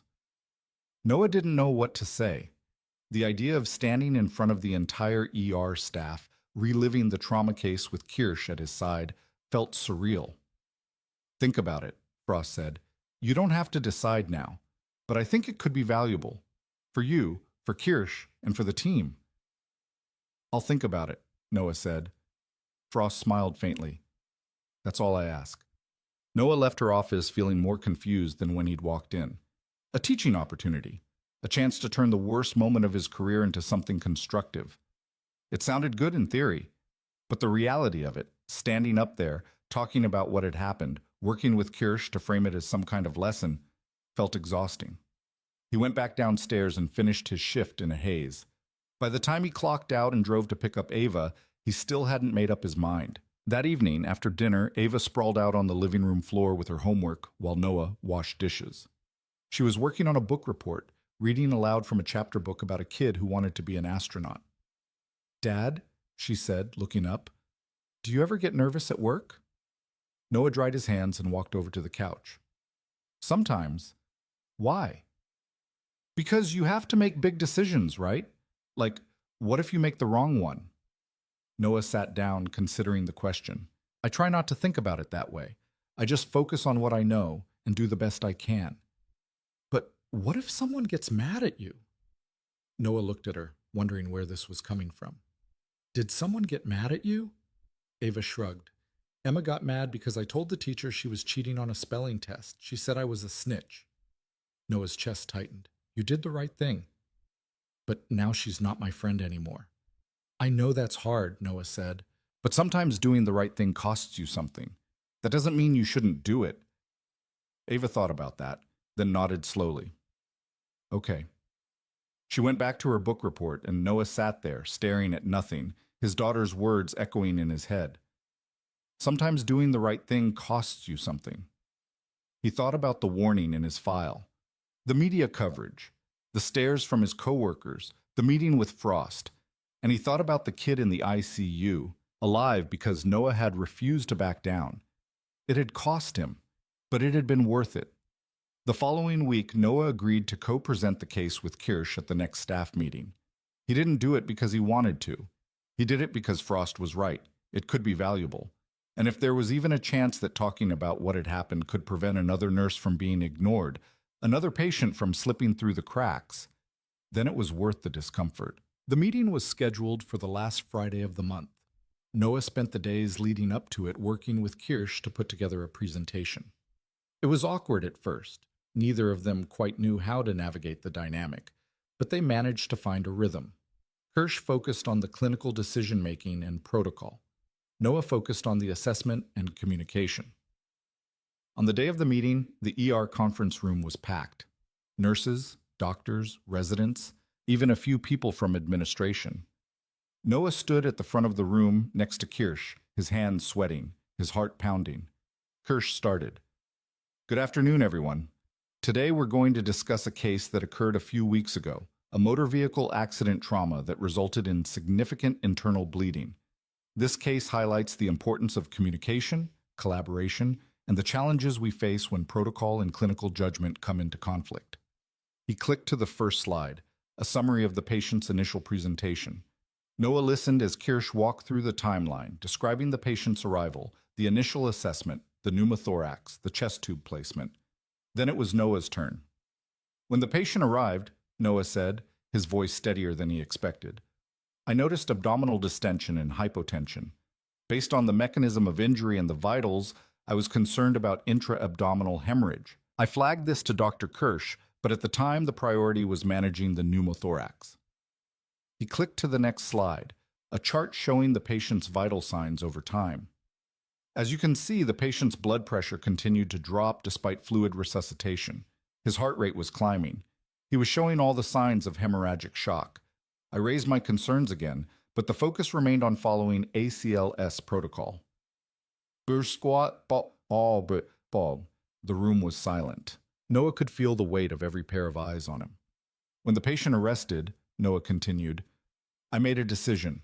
I used the bedside ultrasound to perform a fast exam. I didn't have a physician's order. I knew I was breaking protocol, but I also knew that if we didn't confirm the source of bleeding, he was going to die." He clicked to the ultrasound images. Morrison's pouch filled with dark fluid, the splenorenal recess, the pelvis. All of it pointing to massive internal hemorrhage. The scan confirmed what I'd suspected. The patient was bleeding into his abdomen. He went to the OR within minutes and survived. Noah paused, then looked at Kirsch. Kirsch cleared his throat. "In reviewing this case, I've had to confront my own role in what happened. I was focused on the protocol, on managing the immediate life threat, which was the pneumothorax. But in doing so, I missed the bigger picture. I dismissed Mr. Carter's concerns, and that was a mistake. The room was still quiet, but Noah could see a few people nodding. This case isn't about who was right or wrong, Kirsch continued. It's about how we communicate under pressure, how we listen to each other, and how we balance protocol with clinical judgment. Noah added, I'm not saying what I did was perfect. I broke the rules. But I also think there's a conversation we need to have about when the rules don't fit the situation, about how we empower nurses and other team members to speak up when they see something we're missing. One of the residents raised a hand. What would you have done differently? Noah thought about that. I would have pushed harder earlier, been more direct, maybe even asked for a second opinion from another physician if Dr. Kirsch wasn't hearing me. Kirsch nodded, and I would have listened the first time. The rest of the meeting was a discussion, questions, comments, perspectives from people who'd been in similar situations. It wasn't comfortable. Some people disagreed with Noah's decision. Others defended it. But it was honest, and it was productive, and by the time the meeting ended, Noah felt like something had shifted. Afterward, as people filtered out of the room, Carmen walked up to him. That was gutsy, she said. Yeah, well, Noah said. It needed to be said. You're not wrong. Kirsch approached, holding a folder. Carter, good work today. Noah nodded. You too. Kirsch hesitated, then extended a hand. Noah shook it. We should have had this conversation weeks ago, Kirsch said.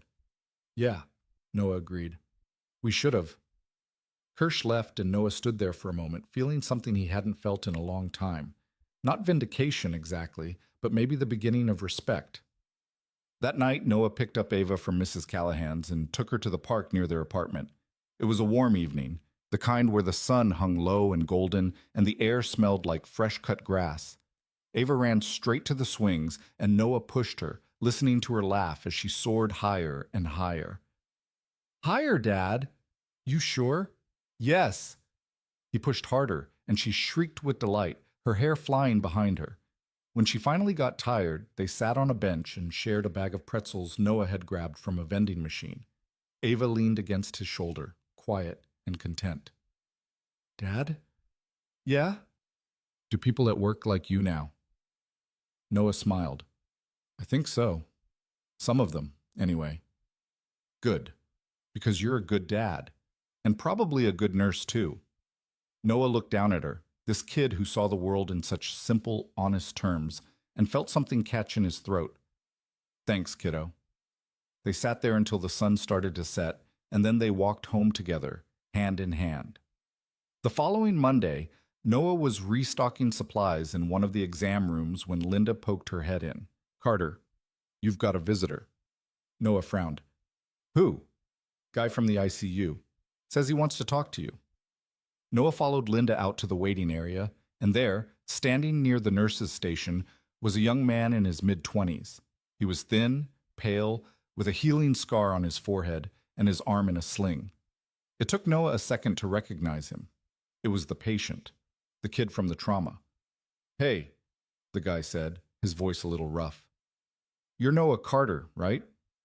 Noah nodded, his throat tight. Yeah, that's me. I'm Danny Ortiz. He shifted awkwardly. I wanted to thank you. The doctors told me what you did, that you're the reason I'm still here. Noah didn't know what to say. He'd spent so much time thinking about the case, about the decisions he'd made, about the fallout, but he hadn't let himself think much about the person at the center of it all. You don't need to thank me, Noah said finally. I was just doing my job. Yeah, but... Well, Danny hesitated. They said you broke some rules to save me, that you got in trouble for it. Noah shrugged. It's fine. I'm still here. Danny looked at him for a long moment, then stuck out his hand. Well, I'm glad you did it, whatever it cost you, because I wouldn't be standing here if you hadn't. Noah shook his hand, and for the first time in weeks, the weight he'd been carrying felt just a little bit lighter. Take care of yourself, Danny, Noah said. You too. Danny left, and Noah stood there in the hallway watching him walk away. Carmen appeared at his side. That the trauma patient? Yeah. He looks good. Yeah, Noah said again. He does. Carmen smiled. You did good, Carter. Noah didn't respond. He just stood there, feeling the truth of it settle over him like a quiet benediction. He'd done good. And in the end, that was all that mattered. The weeks after Danny Ortiz walked out of County General alive should have felt like closure. They didn't. Not entirely. Noah went back to his shifts, moved through the familiar motions of the ER, and tried to convince himself that everything had returned to normal. But normal had shifted. It was like walking through a house where all the furniture had been moved 3 inches to the left. Everything looked the same, but nothing felt quite right. The other nurses treated him differently now. Not with hostility, but with a kind of cautious respect that Noah wasn't sure he'd earned. Carmen still joked with him during breaks, but there was a new undercurrent to their conversations, like she was testing the boundaries of what she could say. The younger nurses asked him more questions, sought his opinion on assessments they would have handled on their own before. Even Linda seemed to defer to him more often, her instructions softer, less automatic. Kirsch was the hardest to read. They worked together when they had to, and the exchanges were professional, almost cordial. But there was still distance there, a wall neither of them knew how to dismantle. Noah didn't push it. He figured time would either smooth things over or it wouldn't. Either way, he had more pressing things to worry about, like Ava. She'd started having nightmares. Nothing dramatic, she didn't wake up screaming or crying, but Noah could tell. She'd come into his room in the middle of the night, quiet as a ghost, and stand by his bed until he woke up. Bad dream? He'd ask, and she'd nod, and he'd lift the covers so she could climb in next to him. She never told him what the dreams were about, and he never pressed. He just held her until she fell back asleep, her small body curled against his, her breathing evening out. In the mornings, she seemed fine. She ate her breakfast, got on the bus, went to school. But Noah could see the exhaustion in her eyes, the way she moved a little slower, a little more carefully, like she was conserving energy for something she couldn't name. He asked her about it one evening while they were making dinner together. Spaghetti again, because it was easy and she liked it. You doing okay, kiddo? Noah said, stirring the sauce. Ava was at the counter, tearing up lettuce for a salad. Yeah, why? You've been coming into my room a lot at night. She didn't look up. I have bad dreams sometimes. You want to talk about them? Not really. Noah let it go. He knew better than to push. But the worry sat heavy in his chest, a constant low-grade ache he couldn't shake. The next day, he got a call from Ava's school. The vice principal, a woman named Ms. Garrett, asked if he could come in for a meeting. Noah's stomach dropped. Is she in trouble? He asked. No, nothing like that, Ms. Garrett said. We just want to touch base about some things we've noticed. Would tomorrow afternoon work? Noah arranged to leave work early and showed up at the school the next day at 3 p.m. Ms. Garrett met him in her office, a small room with motivational posters on the walls and a desk cluttered with papers. Ava's teacher, Mrs. Brennan, was there too, sitting in one of the chairs across from the desk. Mr. Carter, Miss Garrett said, shaking his hand. Thanks for coming in. Of course, Noah said, sitting down. What's going on? Mrs. Brennan leaned forward. Ava's a wonderful student, bright, engaged, kind to the other kids. But we've noticed some changes over the past few weeks. She's been more withdrawn, quieter. She's not participating in class discussions the way she used to. Noah's chest tightened. Has something happened? Did someone say something to her? Not that we're aware of, Mrs. Brennan said, but we wanted to check in with you. Is everything okay at home? Noah hesitated. I had some issues at work a few weeks ago. Nothing that affected her directly, but it was stressful. Maybe she picked up on that. Ms. Garrett nodded. Kids are perceptive. Even when we think we're shielding them, they sense when something's off. What can I do? Noah asked. Just keep talking to her, Mrs. Brennan said. Let her know it's okay to express what she's feeling, and if things don't improve, we can connect you with the school counselor. Noah left the meeting feeling like he'd been punched in the gut. He'd spent so much time trying to protect Ava from the fallout of the review, the media coverage, the whole mess with Kirsch, that he hadn't noticed how much it had affected her anyway. That night, after dinner, he sat her down on the couch. Hey, he said, your teacher called me today.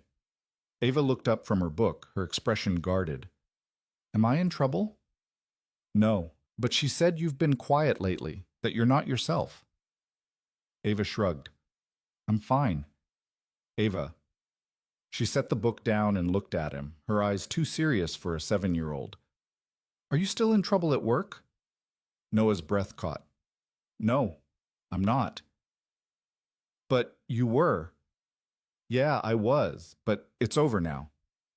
Emma said her mom heard on the news that you got fired. Noah felt anger flare in his chest, not at Ava, but at whoever had been talking about his business in front of their kid. I didn't get fired. I had a disagreement with someone, and it got complicated, but I still have my job. But what if you lose it? I'm not going to lose it.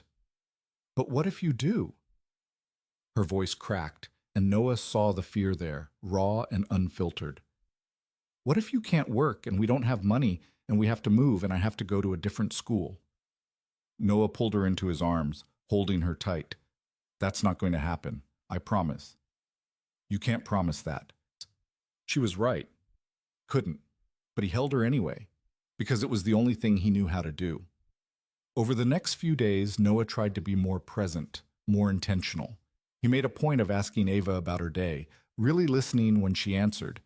He let her pick the movies they watched, the meals they made. He tucked her in every night and stayed until she fell asleep. Slowly, she started to come back to herself. The nightmares didn't stop completely, but they became less frequent. She started talking more at dinner, laughing at his bad jokes, drawing pictures that she taped to the fridge. At work, things continued to shift in ways Noah couldn't quite quantify. The staff meeting presentation had opened up conversations that were still happening in the break room, at the nurse's station, in the quiet moments between patients. People were talking about communication, about hierarchy, about the unspoken rules that governed how they interacted with each other. One afternoon, a resident named Dr. Patel pulled Noah aside. Can I ask you something? Patel said. Sure. How did you know? With the trauma patient, how did you know it was internal bleeding and not just the pneumothorax? Noah thought about it. I didn't know for sure, but the signs were there. The distension, the hypotension despite fluids, the mechanism of injury. It all pointed in that direction. But Kirsch didn't see it. Kirsch was focused on what was right in front of him. Sometimes you get tunnel vision in a code. It happens. Patel nodded slowly. I don't know if I would have had the guts to push back like you did. It wasn't about guts, Noah said. It was about not being able to live with myself if I didn't. Patel looked at him for a long moment, then nodded again. Thanks. He walked away, and Noah stood there, wondering if that conversation would change anything. Probably not. But maybe it didn't need to. Maybe it was enough that people were starting to ask the questions. A week later, Noah was restocking one of the trauma bays when Kirsch walked in. Noah glanced up, surprised. Kirsch usually avoided him unless they were actively working a case together. Carter? Kirsch said. You got a minute? Yes, Noah said, setting down the box of supplies. What's up? Kirsch hesitated like he was choosing his words carefully. I wanted to talk to you about something, off the record. Noah frowned. Okay. Kirsch leaned against the counter, his arms crossed. I've been thinking a lot about the case, about what happened, and I realized something. Petit bes. What's that? I've been doing this job for a long time, 20 years, and somewhere along the way, I stopped listening to people who weren't doctors. I don't know when it happened, but it did, and it almost cost someone their life. Noah didn't know what to say. I'm not saying this to make excuses, Kirsch continued. I'm saying it because I think it's a problem, a systemic problem, and I don't know how to fix it, but I think it starts with me acknowledging it. Noah studied him. Why are you telling me this? Because I owe you more than the half-assed apology I gave you a few weeks ago. Kirsch met his eyes. You were right. I was wrong, and if you hadn't pushed back, that kid would be dead. So, thank you. It was the most vulnerable Noah had ever seen Kirsch, and for a moment, he didn't know how to respond. Finally, he nodded. Okay. Okay, Kirsch echoed. He straightened, his usual composure sliding back into place. Anyway, that's all I wanted to say. He turned to leave, but Noah stopped him. Kirsch. The doctor turned back. For what it's worth, Noah said, I don't think you're a bad doctor. I think you were in a tough spot, and you made the call you thought was right. It just wasn't the right call that time. Kirsch nodded slowly. Appreciate that. After he left, Noah stood there for a long moment, feeling something shift again. Not closure exactly, but maybe the beginning of it. That weekend, Noah took Ava to the aquarium. It was something they used to do more often, before work got so hectic, before the divorce, before life became a series of responsibilities and routines. But now, with things feeling a little steadier, Noah wanted to do something just for her. They spent hours wandering through the exhibits, watching the jellyfish pulse in their tanks, the sea turtles glide through the water, the penguins waddle across their enclosure.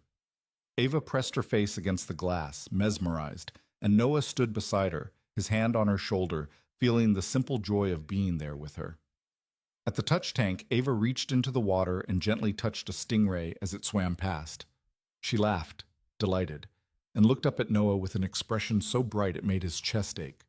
Did you see that? She said. I saw, Noah said, smiling. They had lunch at the aquarium cafe, overpriced sandwiches and fries that Ava devoured like she hadn't eaten in days. Afterward, they sat on a bench outside, watching the people pass by. Dad? Ava said. Yeah? Are you happy? Noah looked at her, surprised by the question. Yeah, kiddo, I am. Are you?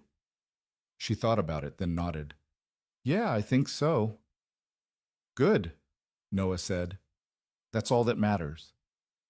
They stayed until the aquarium closed, and on the drive home, Ava fell asleep in the back seat, her head tilted against the window. Noah glanced at her in the rearview mirror, this small person who depended on him for everything, and felt a surge of something he couldn't quite name. Gratitude, maybe. Or just love, uncomplicated and absolute. Back at the apartment, he carried her inside and tucked her into bed without waking her. She murmured something in her sleep, then rolled over, her breathing soft and steady. Noah stood in the doorway for a moment, watching her, then walked back to the kitchen. He poured himself a glass of water and stood by the window, looking out at the street below. The next week, Linda pulled Noah aside during a shift. Got something for you? She said, handing him a folder. Noah opened it and found a letter on hospital letterhead. It was from Dr. Frost. Dear Mr. Carter, it read, I'm writing to inform you that, following a comprehensive review of your performance and conduct over the past several months, the written warning previously issued to you has been removed from your personnel file. This decision reflects the hospital's recognition of your exemplary patient care and your contributions to improving communication and collaboration within the emergency department. We appreciate your dedication and professionalism. Sincerely, Dr. Elena Frost, Chief Medical Officer. Noah stared at the letter, reading it twice to make sure he understood. They're wiping the warning? He said. Linda nodded. Frost pushed for it, said the case had been reviewed enough, and keeping the warning on file didn't serve anyone. Noah didn't know what to say. He'd resigned himself to carrying that mark forever, a permanent reminder of the day he'd broken the rules, and now it was just gone. That's it? He said. That's it. Noah folded the letter and slipped it back into the folder. Thanks for telling me. Linda smiled. You earned it, Carter. That night, Noah told Ava about the letter over dinner. She didn't fully understand what it meant, but she seemed happy for him anyway. So you're not in trouble anymore, Yi? She said. Nope, not anymore. Good. She stabbed a piece of chicken with her fork. I told Emma's mom you didn't get fired. Noah laughed. What did she say? She said she was glad. Well, that's something. They finished dinner, and afterward, Ava asked if they could watch a movie. Noah agreed, and they settled on the couch together, a bowl of popcorn between them. Halfway through the movie, Ava leaned against his shoulder. Dad? Yeah? I'm glad you're my dad. Noah looked down at her, his throat tight. I'm glad you're my kid. She smiled, and they went back to the movie. The following Monday, Noah was working a shift when a call came in. Major trauma, multi-vehicle accident on the interstate, multiple casualties, ETA 5 minutes. The ER exploded into controlled chaos. Noah and the rest of the team prepped the trauma bays, laying out equipment, double-checking supplies, running through the protocols. Kirsch was there, barking orders, his face set in the familiar mask of focused intensity. The first ambulance arrived, and the paramedics rushed in with a woman in her 40s, unconscious, her chest crushed from the steering wheel. Kirsch took the lead, and Noah assisted, moving through the steps with practiced efficiency. "Breath sounds?" Kirsch asked. Noah listened. Absent on the right. "Pneumothorax. Get me a chest tube kit." Noah grabbed the kit and handed it over. Kirsch inserted the tube, and the woman's oxygen saturation started to climb. "Good," Kirsch said. "Let's get a portable X-ray and call the trauma surgeon." They stabilized her, and she was wheeled off to the OR within minutes.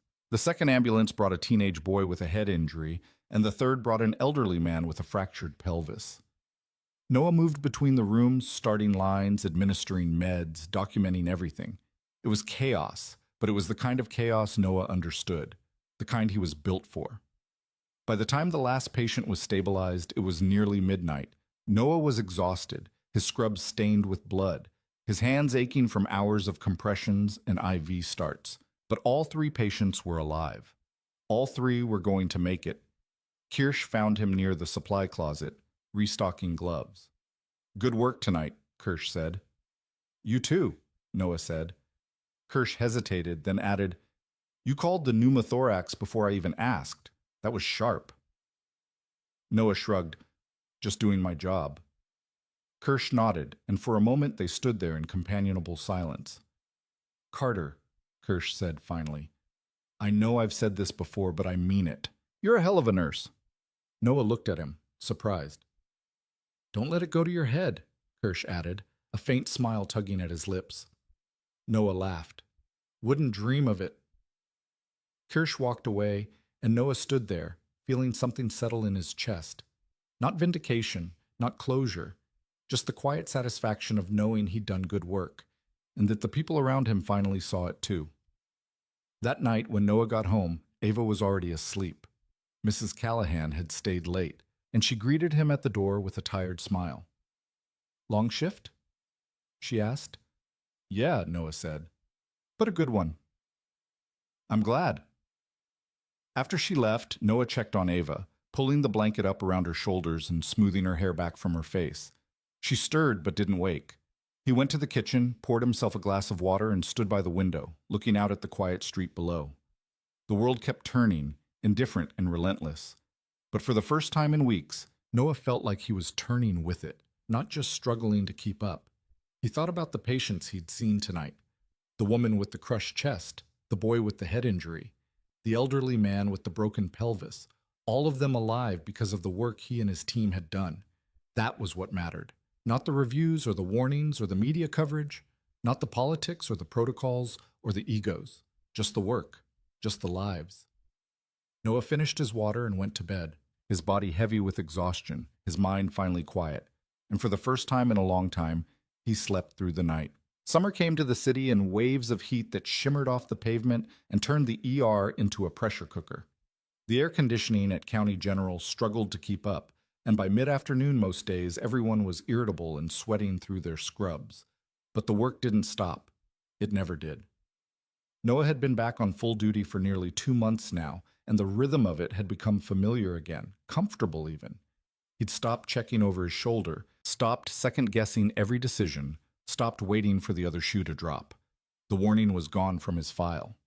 The media had moved on to other stories, and the people he worked with had settled into a new normal where Noah Carter wasn't just the nurse who tried too hard. He was the nurse who'd been right when it mattered. But recognition wasn't what Noah had been chasing. It never had been. What he wanted, what he'd always wanted, was simpler than that. He wanted to show up, do good work, and go home to his daughter. And for the first time in a long time, that felt possible. On a Thursday in late June, Noah was finishing up a shift when Linda approached him near the nurse's station. "Got a second?" she asked. "Sure," Noah said, signing off on a chart.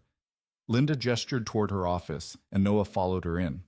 She closed the door behind them and sat down at her desk.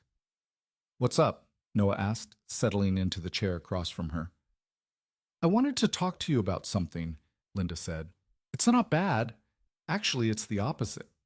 Noah raised an eyebrow. Okay.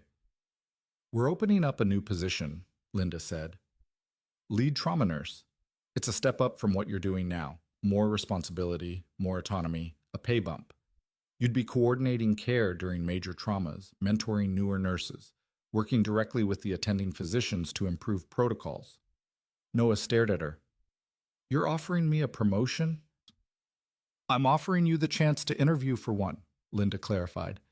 But between you and me, you're the front runner. Dr. Frost specifically asked if you'd be interested. Noah sat back, processing that. A promotion. More responsibility, more money. It sounded good. It sounded like exactly the kind of thing he should want. Can I think about it? He asked. Linda nodded. Of course, take a few days. Let me know by next week. Noah left her office and walked out to his car, his mind spinning. He didn't know why he'd hesitated. Most people would have said yes on the spot, but something about it felt complicated in a way he couldn't quite articulate. That night, after putting Ava to bed, Noah sat on the couch with a beer he didn't really want and tried to sort through his thoughts. The promotion would mean longer hours, more meetings, more administrative work, less time at the bedside, less time with patients. And while the pay raise would help, there was always something that needed fixing in the apartment, always some expense he hadn't budgeted for. It also meant less time with Ava. He thought about the nightmare she'd had a few weeks ago, the fear in her voice when she'd asked if he was going to lose his job. She was doing better now, but she was still fragile in ways Noah didn't always see until it was too late. And the idea of taking on more work, more stress, more time away from her, it didn't sit right. But then again, wasn't this what he'd been working toward? Respect, recognition, a chance to shape the way things were done instead of just reacting to them. Noah finished the beer and went to bed without an answer. The next day he mentioned it to Carmen during their lunch break.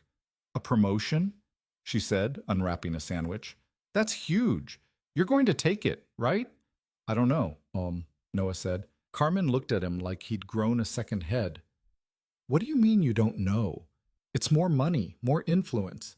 You'd actually have a say in how things run around here. I know, but it's also more time away from Ava. She's 7, Noah. She's in school most of the day anyway. It's not about the hours. It's about... Noah trailed off, searching for the right words. It's about being there when it matters. Not just physically, but mentally. If I take this job, I'm going to be stretched even thinner than I already am. Carmen set down her sandwich and looked at him seriously. You know what I think? What? I think you're scared. Noah frowned. Scared of what? Scared of wanting something for yourself. You've spent so long being the guy who just does his job and goes home that the idea of actually stepping up feels selfish. It's not selfish to prioritize my kid.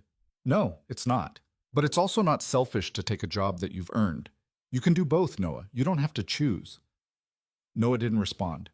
He just sat there, staring at the half-eaten sandwich in his hands, wondering if she was right. That weekend, Noah took Ava to the park again. It was brutally hot, but she wanted to go anyway. So they packed water bottles and sunscreen and spent the afternoon in the shade of a big oak tree.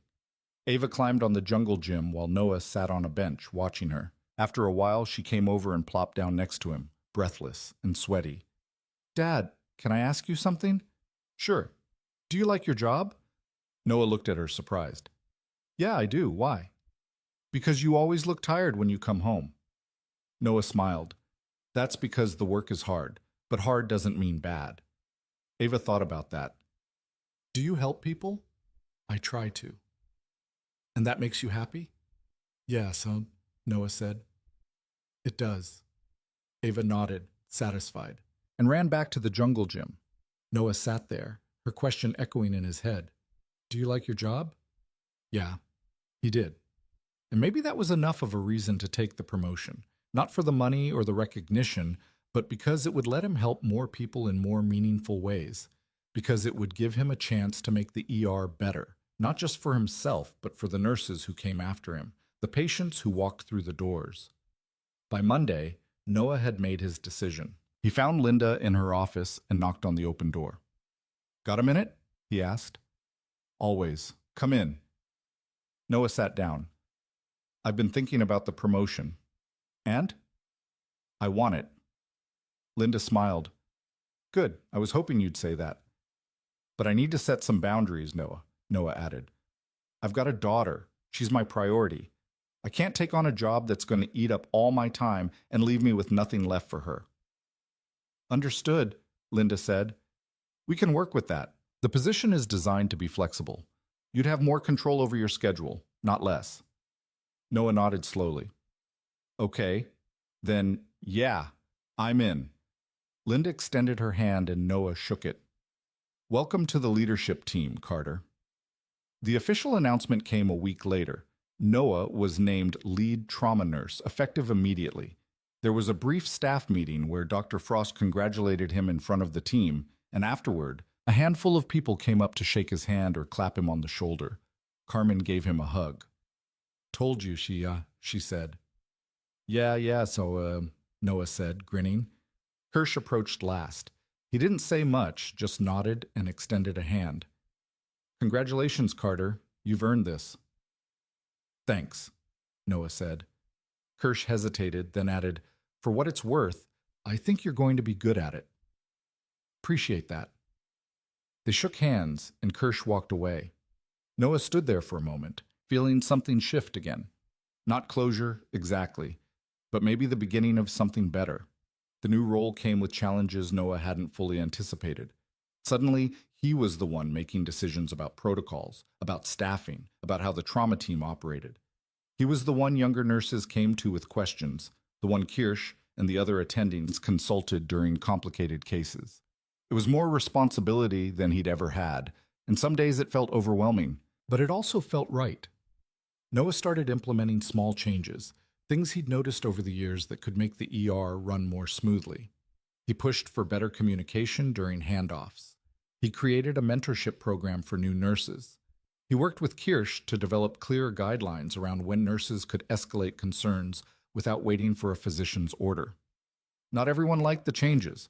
There were a few older nurses who resented the fact that Noah, who'd only been at County General for 6 years, was suddenly telling them how to do their jobs.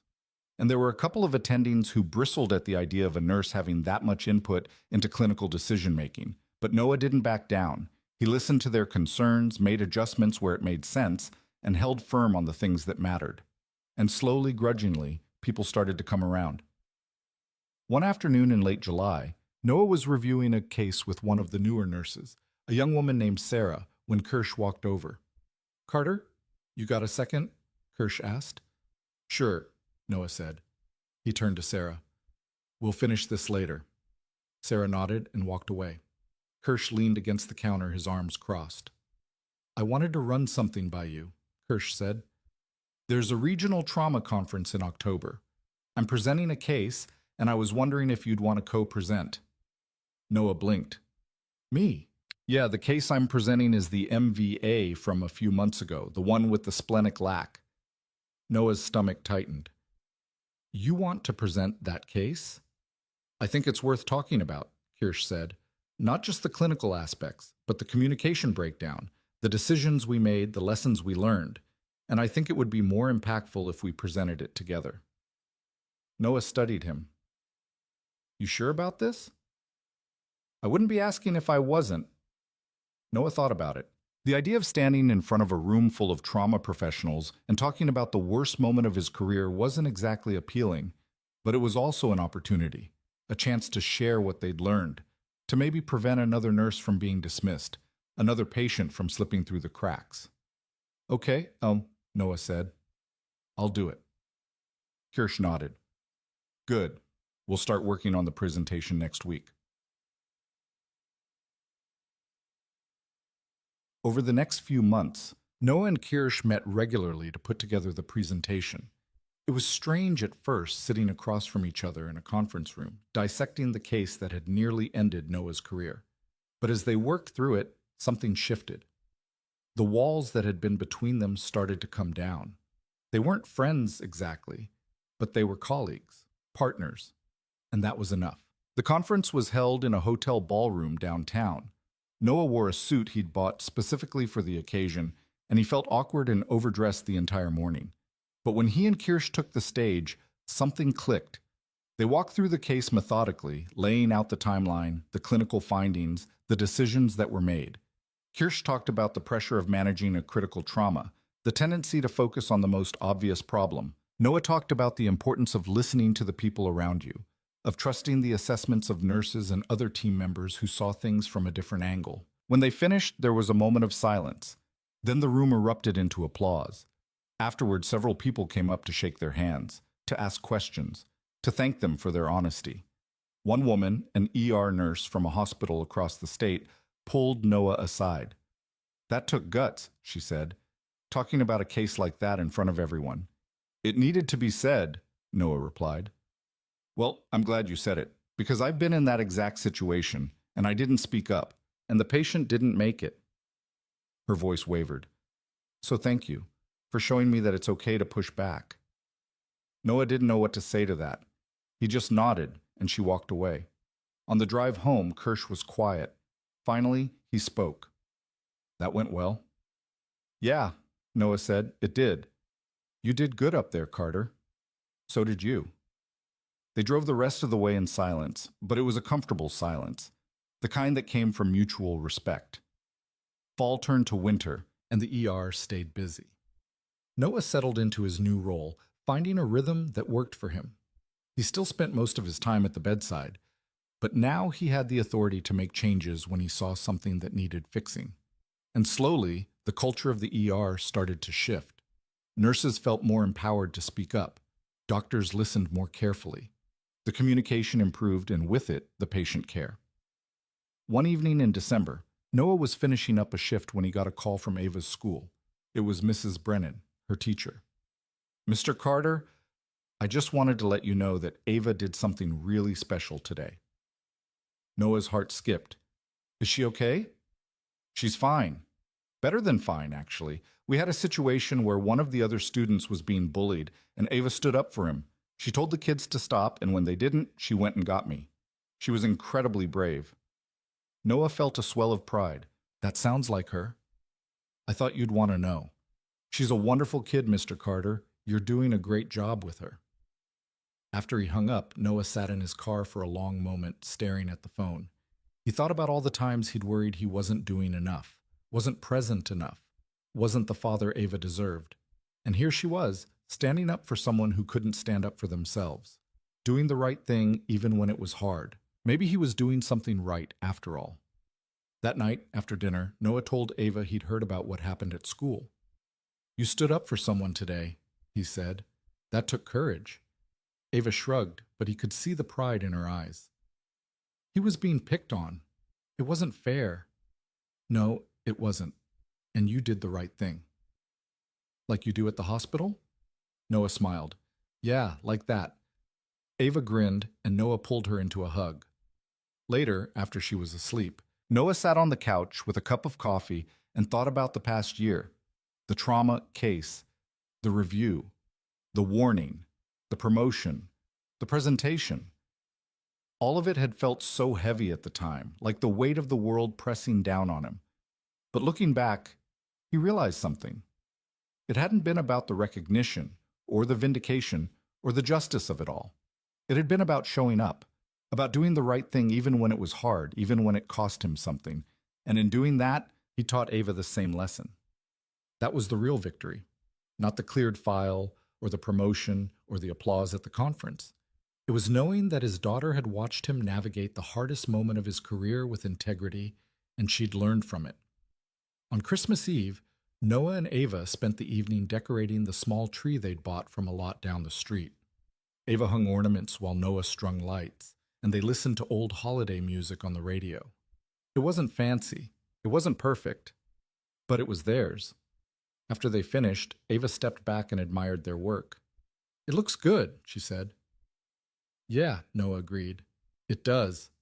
She turned to him, her face serious. "Dad, can I ask you something?" "Always." "Are you happy?" It was the same question she'd asked him months ago, but this time Noah didn't have to think about his answer. "Yeah, kiddo, I am." "Good," Ava said, satisfied. "Me too." They stood there together, looking at the tree, and Noah felt something settle in his chest. Not the absence of struggle. Life was still hard, work was still exhausting, and there were still bills to pay and problems to solve. But he had Ava. He had work that mattered, and he had the quiet knowledge that when it counted, he'd been brave enough to stand up for what was right. That was enough. On New Year's Eve, Noah worked a shift at the hospital. It was busy, as always, but manageable. Just before midnight, he stepped outside for a breath of air. The night was cold and clear, and he could hear fireworks starting to go off in the distance. Carmen came out a moment later, holding 2 cups of coffee. "Thought you might need this," she said, handing him one. "Thanks." They stood there in silence, watching the sky light up with bursts of color. "You ever think about how different things could have been?" Carmen asked. "What do you mean?" "With the trauma case. If you hadn't done the ultrasound, if Kirsch had been right and you'd been wrong, if the kid had died anyway." Noah took a sip of coffee. "Yeah, I think about it sometimes. And I'd do it again, even knowing how it turned out, because I couldn't have lived with myself if I hadn't tried." Carmen nodded. "That's the difference between you and most people. Most people play it safe. You don't." "I don't know if that's true," Noah said. I show up. I do my job. I try not to let people down." "That's more than most people can say." They finished their coffee and went back inside. The ER was starting to fill up with the usual New Year's injuries, drunk drivers, firework accidents, people who'd partied too hard. Noah got back to work, moving through the familiar rhythms, his hands steady, his mind clear. At 2 a.m., his shift ended. He clocked out, walked to his car, and drove home through the quiet streets. When he got back to the apartment, Mrs. Callahan was asleep on the couch. Noah woke her gently, thanked her, and walked her to the door. Then he checked on Ava. She was sound asleep, her arm wrapped around a stuffed bear Noah had won for her at a carnival years ago. He stood in the doorway for a moment, watching her breathe, feeling the weight of everything he'd been carrying start to lift. He'd made it through. They'd made it through. Noah went to the kitchen, poured himself a glass of water, and stood by the window, looking out at the city. Somewhere out there, people were celebrating, making resolutions, hoping for a better year. And Noah realized he didn't need any of that.